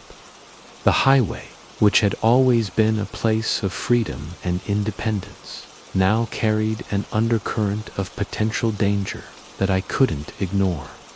Every time I passed one of the locations he had mentioned, I couldn't help but wonder if there was truth to his disturbing tale about the disappearances on this route. Story 23. The Radio Warning. The radio crackled to life in the dead of night. Static-filled voices breaking through the otherwise peaceful silence of my cab as I cruised down Interstate 80 through Wyoming. I had been driving for 5 hours straight, making good time on a delivery run from Salt Lake City to Chicago, when the first transmission came through the CB radio. The voice was distorted and difficult to understand, but I managed to catch fragments of words that immediately got my attention. Danger, route, and warning. Initially, I assumed it was just interference from a distant station, or perhaps some kind of prank being played by bored drivers trying to entertain themselves during the long, lonely hours of night driving. The trucking community has always had its share of practical jokers who think it's funny to broadcast fake emergencies or spread rumors just to see how people react. But as more transmissions came through, each one clearer than the last, it became apparent that something serious was happening ahead of me on the highway. Other drivers began responding to the initial warnings, their voices tense with concern as they asked for more details about whatever danger was being reported. The radio chatter grew more intense and urgent with each exchange, creating an atmosphere of uncertainty that was impossible to ignore. These weren't the voices of people playing games. These were professional drivers who were genuinely worried about something they had encountered or heard about ahead on the route. A clearer transmission finally came through, warning of an incident somewhere up the road that involved a roadblock and potential danger to anyone who approached. The details were vague and sometimes contradictory, but the overall message was consistent. Something was happening that posed a serious threat to drivers traveling this particular stretch of highway. Some drivers were already discussing turning back or finding alternative routes to avoid whatever was waiting ahead. Despite the warnings, I felt compelled to continue forward. I had a delivery deadline to meet, and my livelihood depended on completing runs on schedule. Turning back would mean losing a day's pay and potentially damaging my reputation with the shipping company. I convinced myself that the warnings were probably exaggerated, that whatever incident had occurred was likely minor and would be cleared up by the time I reached the area. As I continued driving, the radio chatter gradually died down, leaving me alone with my thoughts and growing doubts about my decision to press forward. The highway, which had been moderately busy earlier in the evening, was now almost completely deserted. I hadn't seen another vehicle in either direction for more than 30 minutes, creating an eerie sense of isolation that made the radio warnings seem more ominous in retrospect. The first sign that something was seriously wrong came when I spotted abandoned vehicles along the shoulder of the road. These weren't typical breakdowns or accidents. These were cars and trucks that appeared to have been left in perfect working condition, their doors standing open as if the occupants had fled in a hurry. The sight sent a chill down my spine, confirming that whatever the radio warnings had been about was real and serious. When I finally saw the roadblock ahead, my heart sank. It wasn't an official police barricade or construction barrier. It was a collection of vehicles and debris that had been deliberately arranged to block all lanes of traffic. As I slowed down to assess the situation, I could make out figures moving in the shadows around the barricade. People who clearly didn't want to be seen clearly, but were obviously coordinating some kind of operation. My radio suddenly crackled back to life with urgent warnings telling everyone to turn back immediately. that the situation ahead was dangerous and not to be approached under any circumstances. But by then, it was too late for me to easily retreat. I was already too close to the roadblock, and the figures around it had noticed my approach. I could see them gesturing to each other and beginning to move in my direction. I tried to radio for help, but my transmissions were met with nothing but static and interference. Whether the signal was being jammed or I was simply too far from other drivers to make contact, I was effectively cut off from communication with the outside world. The isolation was complete and terrifying, leaving me to face whatever was happening at the roadblock entirely on my own. As I got closer, I could see strange symbols and markings that had been painted or carved onto the road surface around the barricade. They looked like some kind of ritualistic or cult-related imagery, suggesting that whatever was happening here wasn't random criminal activity, but rather something more organized and purposeful. The figures moving around the barricade were wearing dark clothing that made them difficult to distinguish from the shadows. When one of my tires suddenly blew out, I knew it wasn't a coincidence. The timing was too perfect, happening just as I was approaching the most dangerous part of the situation. As I struggled to maintain control of the truck and bring it safely to a stop, I could see the shadowy figures beginning to approach my vehicle with obvious hostile intent. I managed to grab a flashlight and step out of the truck, hoping to identify who these people were and what they wanted. But as soon as the beam of light hit them, they seemed to vanish like smoke, disappearing back into the darkness as if they had never been there at all. I was left standing alone on the empty highway, surrounded by the abandoned roadblock and the eerie silence of the night. The rest of the experience remained a blur of confusion and fear as I struggled to change my tire and escape from whatever had been planned for unwary travelers at that remote location. By the time I reached the nearest town and reported the incident to authorities, there was no trace of the roadblock or the mysterious figures. It was as if the entire encounter had been some kind of shared hallucination, except for the very real damage to my tire and the lingering sense of dread that stayed with me long afterward. Story 24. The Trucker Confrontation. The confrontation began over something so trivial that I can barely remember what started it. Just two tired drivers with frayed nerves, letting a minor traffic incident escalate into something far more dangerous than either of us had intended. I had been driving for 12 hours straight, pushing the legal limits of road time to make a delivery deadline, when I encountered another trucker who seemed to take exception to some perceived slight on my part.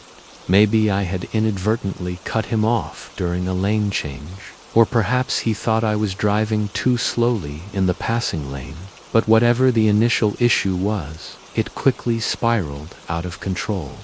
The first sign of trouble came when the other truck began tailgating me aggressively, following so closely that his headlights filled my entire rearview mirror with blinding light.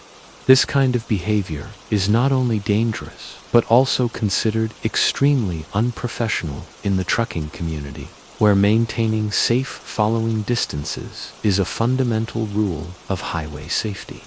I tried to signal for him to back off, using hand gestures and my turn signals to indicate that he was following too closely, but he only responded by moving even closer. When I attempted to change lanes to let him pass, he mirrored my movement, preventing me from creating any distance between our vehicles. It became clear that this wasn't just aggressive driving. This was deliberate harassment designed to provoke a reaction. The other driver seemed determined to force some kind of confrontation. using his truck as a weapon to intimidate and threaten me on the highway.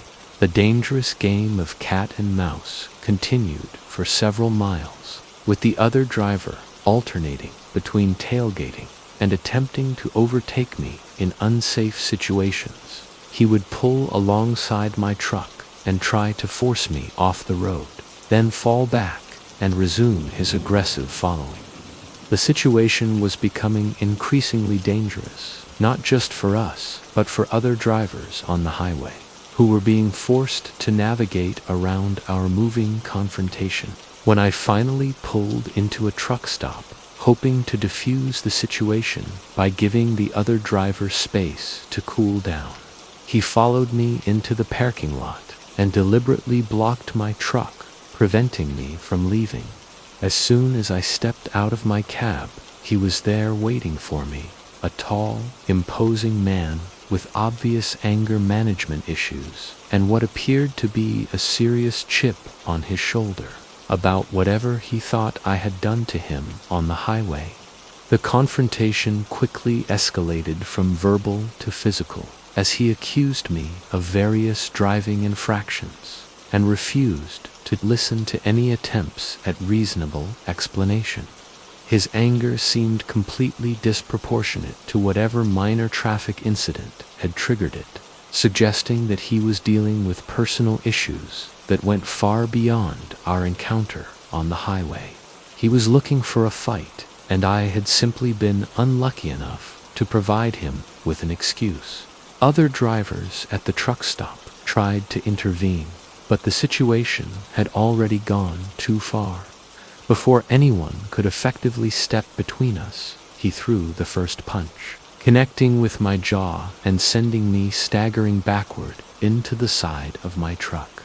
The impact sent shockwaves of pain through my head and made my ears ring, but more than the physical damage, it was the realization that this situation had crossed the line from harassment into assault that truly frightened me. I managed to defend myself enough to prevent serious injury, but it was clear that this man was beyond reasoning with. His rage seemed to feed on itself, growing more intense with each exchange rather than burning itself out. Other drivers managed to separate us temporarily, but he wasn't finished with whatever twisted satisfaction he was getting from the confrontation.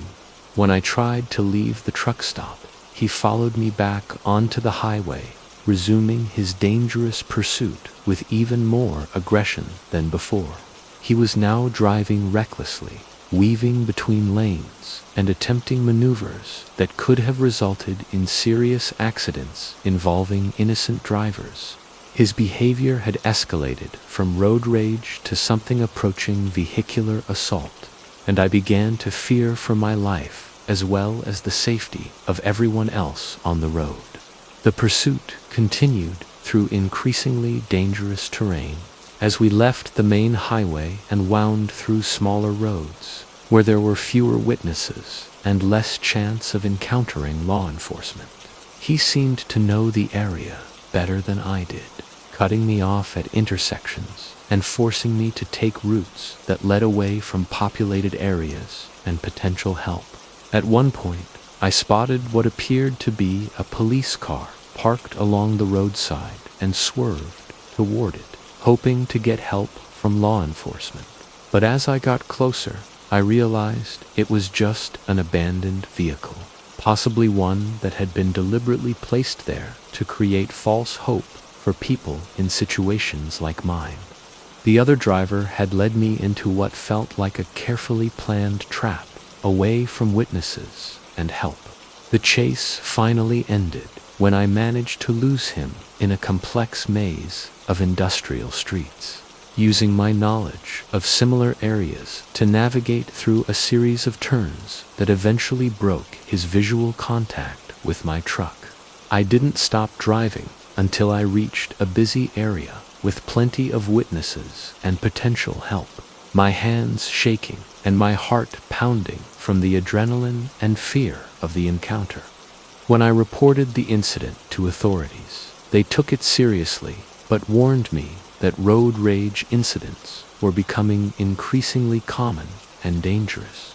The combination of stress, fatigue, and the isolation of long-haul driving was creating situations where minor disagreements could escalate into life-threatening confrontations between people who would never normally interact with each other.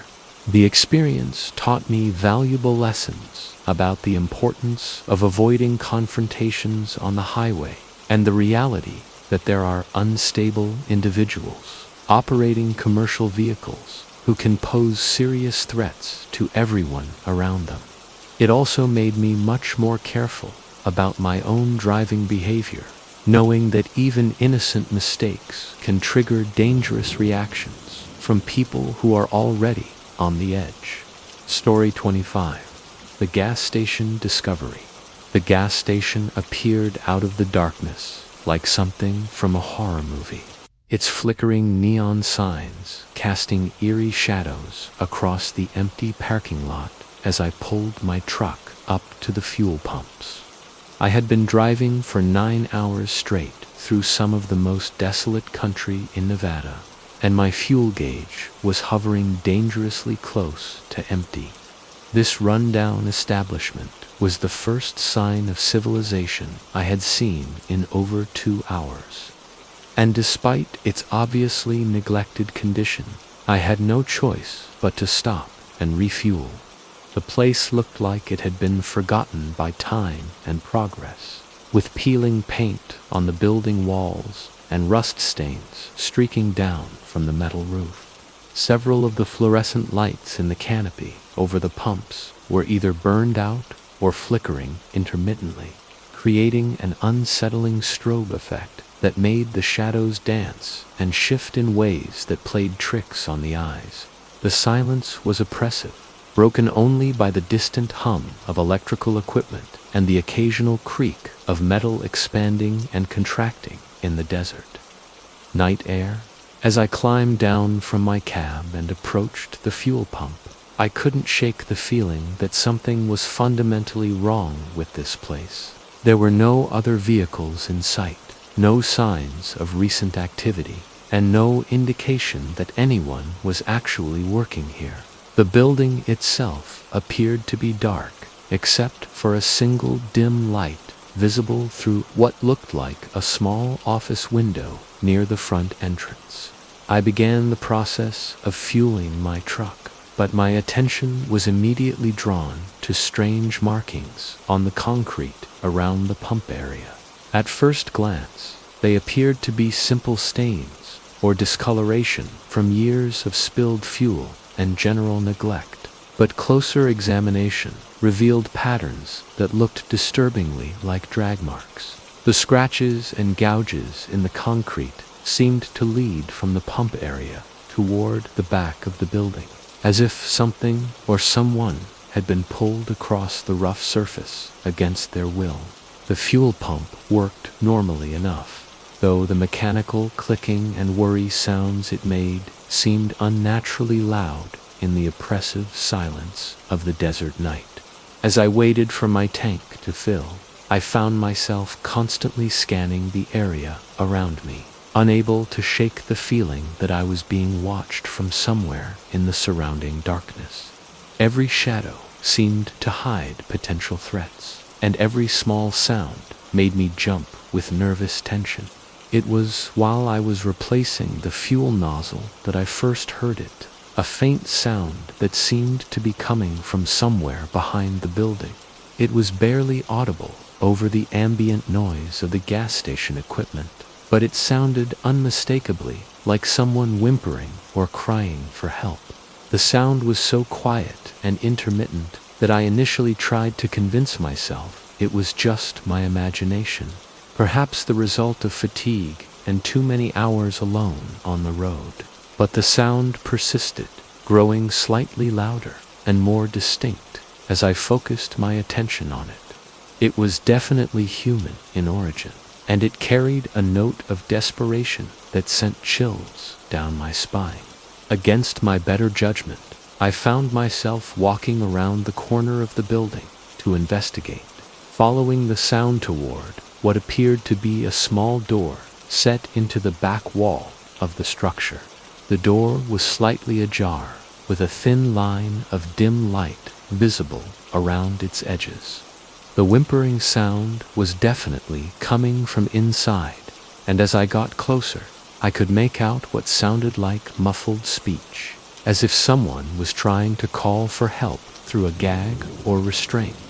My heart began pounding as the implications of what I might be hearing became clear. But I knew I couldn't simply ignore the possibility that someone was in serious trouble. I pushed the door open slowly, not sure what I might find on the other side. The space beyond was a small storage room or cellar, dimly lit by a single bare bulb hanging from the ceiling.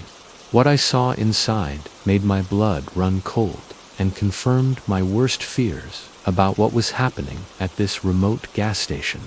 There, bound and gagged in the corner of the room, was a person who had obviously been held against their will for an unknown period of time. Before I could react or fully process what I was seeing, I heard footsteps behind me. I turned around to find a man standing in the doorway, effectively blocking my exit from the room. He was probably in his 50s, with the kind of weathered, hard-bitten appearance that comes from years of difficult living. And his eyes held a coldness that made it clear he wasn't surprised to find me there. This wasn't a case of walking in on something unexpected. This was a situation he had been prepared for. He didn't say anything at first, just stood there staring at me with those dead, emotionless eyes, while I tried to figure out how to get myself and the captive person out of this increasingly dangerous situation. The silence stretched on for what felt like an eternity, though it was probably only a few seconds, as we sized each other up and he calculated his next move. When he finally spoke, his voice was low and menacing, carrying clear threats about what would happen if I didn't mind my own business and forget what I had seen. But his words were deliberately vague and cryptic, as if he was following some kind of script he had used before in similar situations. The implication was clear. This wasn't the first time someone had stumbled onto his operation, and he had developed methods for dealing with unwanted witnesses. The realization that I had walked into what was clearly a well-established criminal operation hit me like a physical blow. This wasn't a crime of opportunity or a situation that had gotten out of hand. This was something that had been planned and executed with the kind of precision that suggested it had happened before. The remote location, the isolated gas station, the perfect setup for capturing travelers who were far from help. It was all too calculated to be coincidence. Fear and adrenaline finally overcame my paralysis, and I turned and ran, not looking back to see if he was following me. I sprinted around the building to my truck, my hands shaking so badly I could barely get the keys into the ignition. The engine seemed to take forever to start, though it was probably only a few seconds, and I half expected to see him appear in my headlights as I peeled out of the parking lot. I drove without stopping until I reached the next town, where I immediately contacted the police and reported what I had seen. But when they investigated the location, they found no trace of the captive person or evidence of the crimes I had witnessed. The gas station was apparently legitimate, or at least had been cleaned up thoroughly enough to hide any evidence of wrongdoing. The experience left me with a profound sense of unease about the isolated places where truckers are forced to stop during long hauls. It made me realize that there are predators out there who specifically target the trucking industry, knowing that drivers are often alone and vulnerable when they need to stop for fuel or rest in remote locations. Story 26. The Cursed Cargo. The warehouse where I picked up the cargo was exactly the kind of place that makes experienced truckers nervous. A rundown industrial building in a part of town where legitimate businesses don't usually operate. The job had come through a broker I didn't know well, offering above-average pay for what was described as a routine delivery of wooden crates from a storage facility in Louisiana to a private collector in Oregon. The money was good enough to override my usual caution about taking jobs from unfamiliar sources, and I needed the work to make my truck payments. The crates themselves looked ordinary enough when I first saw them. Simple wooden boxes of various sizes that had been professionally constructed and appeared to contain nothing more exotic than industrial equipment or artwork. But as I began loading them onto my trailer, with the help of a forklift operator who seemed unusually eager to complete the job quickly, I noticed strange markings carved into the wood that definitely weren't standard shipping labels or handling instructions. The symbols looked like they might have been carved by hand using some kind of sharp tool, creating deep grooves in the wood that formed patterns I didn't recognize from any culture or language I was familiar with. Some of the markings appeared to be geometric shapes, while others looked more like pictographs or primitive writing. The overall effect was unsettling, as if the crates had been marked for some purpose that had nothing to do with normal shipping and handling. The warehouse workers who were helping with the loading process seemed nervous and eager to get the crates out of their facility as quickly as possible. They avoided making eye contact and didn't engage in the usual small talk that typically accompanies loading operations. When I asked about the markings on the crates, they claimed not to know anything about them, saying the cargo had arrived that way and they were just responsible for storage and loading. Once I had the crates secured and began my journey west, I tried to put my unease aside and focus on the road ahead. But as the miles passed, I found it increasingly difficult to ignore the strange atmosphere that seemed to be developing inside my cab. The temperature felt wrong somehow, as if the air conditioning wasn't working properly, though all the gauges showed normal operation. There was also a subtle but persistent smell that I couldn't identify, something organic and unpleasant that seemed to be coming from the cargo area. My radio began experiencing interference shortly after I crossed into Texas, producing static and strange sounds that didn't match any normal radio signals I had encountered in years of long-haul driving. Sometimes the static would form patterns that almost sounded like voices speaking in a language I couldn't understand. Though I tried to convince myself it was just my imagination interpreting random noise as something meaningful. The real problems began when I stopped for the night at a truck stop outside Amarillo. I had parked in my usual spot toward the back of the lot, away from the noise and lights of the main building, and settled into my sleeper cab for what I expected to be a routine night's rest. But sleep proved elusive as I began hearing sounds that seemed to be coming from the cargo area of my trailer. At first, the noises were subtle enough that I could dismiss them as normal settling sounds or the expansion and contraction of materials due to temperature changes. But as the night progressed, the sounds became more distinct and rhythmic, as if something inside the crates was moving around or trying to get out. I told myself it was impossible, that wooden crates couldn't contain anything alive. But the sounds continued with increasing intensity. When I finally worked up the courage to investigate, I grabbed a flashlight and walked back to examine the cargo area. What I found made my blood run cold. The symbols carved into the crates were glowing with a faint phosphorescent light that definitely hadn't been visible during the day. The wooden surfaces themselves seemed to be warm to the touch, as if some kind of energy was radiating from whatever was inside the containers. I spent the rest of the night sitting in my cab with the doors locked, trying to convince myself that what I was experiencing was the result of fatigue and stress rather than anything supernatural or dangerous. But the sounds from the cargo area continued until dawn, sometimes growing so loud that I was amazed other drivers in the area didn't complain about the noise.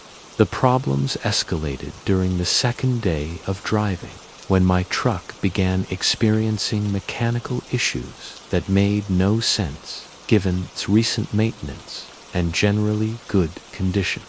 The engine would occasionally sputter and lose power for no apparent reason. The electrical system would flicker and dim randomly, and the temperature gauge would swing wildly between normal and overheating, without any corresponding changes in actual engine temperature.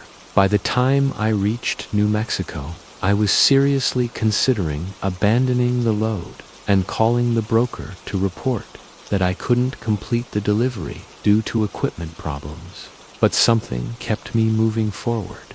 Perhaps the fear of losing the substantial payment I was owed for completing the job.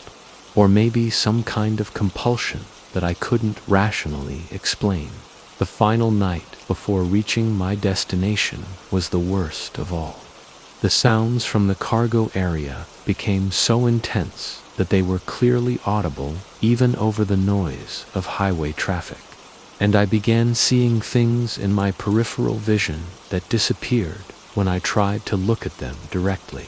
Shadows seemed to move independently of their sources, and the air inside my cab felt thick and oppressive, as if it was becoming difficult to breathe. When I finally delivered the cargo to the specified address in Oregon, the recipient seemed unsurprised by my obviously distressed condition. He was an elderly man who accepted the crates without inspection and paid me in cash without asking any questions about my experience during the journey. As I drove away from his property, I noticed symbols carved into the gateposts that matched the markings on the crates, confirming my suspicion that this delivery was part of something much larger and more sinister than a simple shipping job. The effects of hauling that cargo stayed with me long after the delivery was complete. For weeks afterward, I continued to experience unexplained mechanical problems with my truck, strange sounds during the night, and a general sense of unease that made it difficult to focus on my work. I never accepted another job from that broker, and I developed a strict policy of inspecting cargo carefully before accepting any delivery that seemed unusual or came from unfamiliar sources. Story 27. The Accident Investigation. The accident happened so suddenly that I barely had time to process what I was seeing before it was over. The truck ahead of me swerving violently off the highway and crashing through the guardrail in a shower of sparks and twisted metal. I was driving through a particularly desolate stretch of Montana highway when I witnessed the crash, traveling about a quarter mile behind another truck that had been maintaining a steady speed and showing no signs of mechanical problems or erratic driving behavior. The other truck had been following a perfectly straight path down the center of the right lane when it suddenly veered to the left, crossed both lanes of traffic, and smashed through the barrier separating the highway from a steep embankment. The violence of the impact sent debris flying in all directions, and I could see smoke beginning to rise from the wreckage as I brought my own truck to a controlled stop on the shoulder of the road.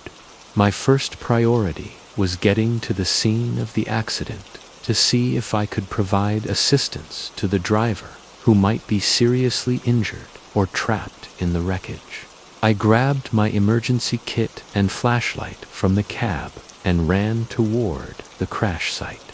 my heart pounding with adrenaline and fear about what I might find when I reached the overturned truck.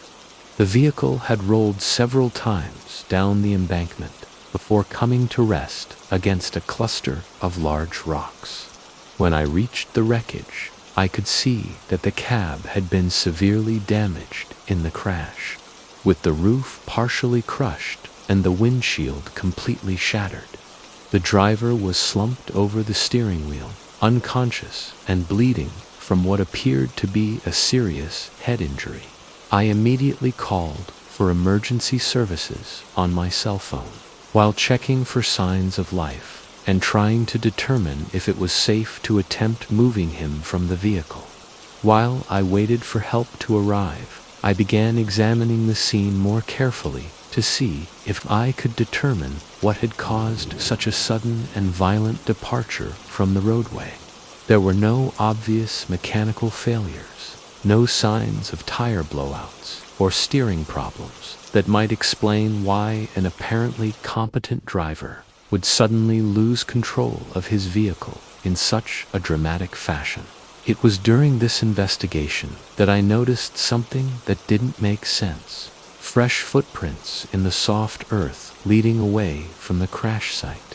The prints appeared to head directly into the nearby forest, following a path that would take someone away from the highway and into increasingly dense wilderness.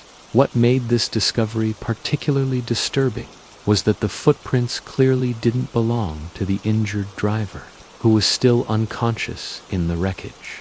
I followed the trail for a short distance, trying to understand who might have been at the scene and why they would have fled into the woods, rather than staying to help or at least report the accident.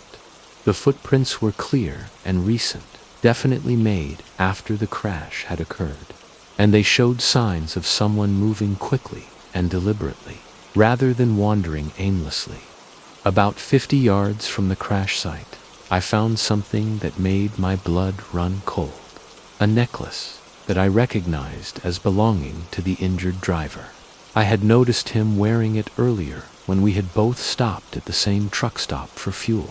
A distinctive silver chain with a religious medallion that would have been visible around his neck while he was driving. Finding it this far from the wreckage, along a path that clearly wasn't traveled by the accident victim, raised serious questions about what had really happened. As I stood there holding the necklace and trying to make sense of its presence in such an unlikely location, I heard rustling sounds coming from deeper in the forest. Someone or something was moving through the undergrowth, staying just out of sight but clearly aware of my presence. The sounds were deliberate and careful, as if whoever was making them was trying to avoid detection while keeping track of my movements.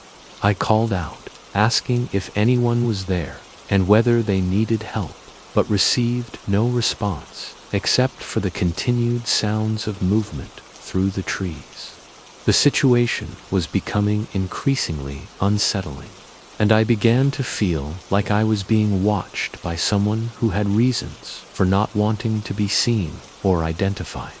The presence felt malevolent rather than simply cautious, as if I had stumbled onto something that wasn't meant to be discovered. When emergency services finally arrived, I reported everything I had observed, including the mysterious footprints and the discovery of the driver's necklace in the forest. But the paramedics and police officers were focused on treating the injured driver and securing the accident scene, and they seemed to regard my concerns about the additional evidence as secondary to their immediate responsibilities.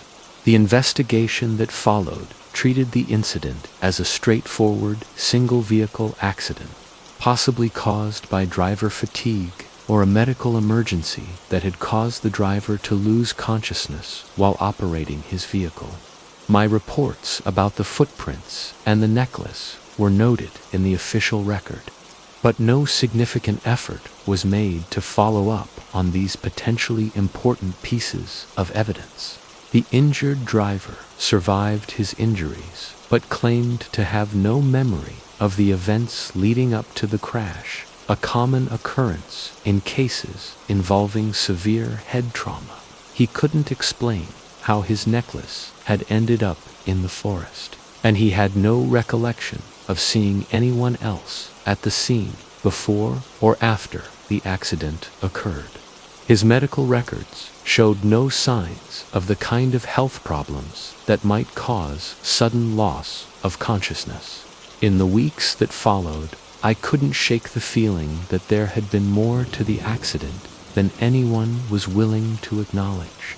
The evidence I had discovered suggested that someone else had been present at the scene, someone who had deliberately concealed their involvement and fled rather than providing assistance or reporting what they had witnessed. The thought that there might be people out there who would watch an accident happen without helping, or worse, who might somehow be responsible for causing such incidents, was deeply disturbing.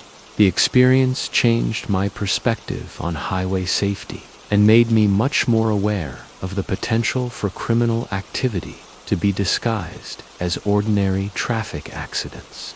It also made me more careful about stopping to help at accident scenes, knowing that what appears to be a straightforward emergency situation might actually be something much more complex and dangerous. Story 28. The Phantom Figure. The figure appeared in my headlights like something from another world, standing motionless in the center of the highway with an otherworldly stillness that immediately set every nerve in my body on edge. I had been driving through the Nevada desert for 6 hours, hauling a load of manufactured goods from Las Vegas to Reno, when I first spotted what looked like a person standing directly in my path about a quarter-mile ahead. The highway was completely empty except for this solitary figure, and there were no broken-down vehicles or other explanations for why someone would be standing in such a dangerous location. As I approached, I began slowing down and flashing my headlights to warn whoever it was to get out of the roadway, assuming it was someone who needed help or had become confused about their location. But the figure didn't respond to my signals in any way, remaining perfectly still as my truck drew closer. There was something profoundly unnatural about the way it stood there, not moving or reacting like a normal person would when faced with an approaching vehicle. When I got close enough to see details, I realized that what I was looking at didn't quite make sense from a physical standpoint. The figure appeared to be human in general shape and size, but it seemed to lack the substance and definition that I would expect from an actual person. It was more like a shadow that had somehow taken on human form, dark and insubstantial, but clearly present and visible in my headlights. I brought my truck to a complete stop about 50 feet away from the figure, not wanting to risk hitting someone even if their behavior was inexplicable. I sat there for several minutes, engine idling and headlights illuminating the strange apparition, trying to decide what to do next. The figure remained motionless during this entire time, not acknowledging my presence or showing any signs of normal human behavior. What disturbed me most was the complete absence of features that I should have been able to see at that distance. Even in the harsh glare of my headlights, I couldn't make out a face, clothing details, or any of the other characteristics that would identify this as a real person. It was as if someone had cut a human-shaped hole in the fabric of reality, creating a void where a person should be.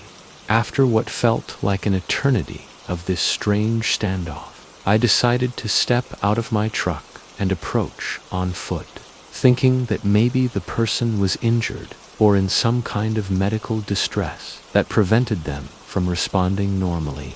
I grabbed my flashlight and walked slowly toward the figure, calling out to ask if they needed help and explaining that I was there to assist them if possible. But as I got closer, the inexplicable nature of what I was seeing became even more apparent.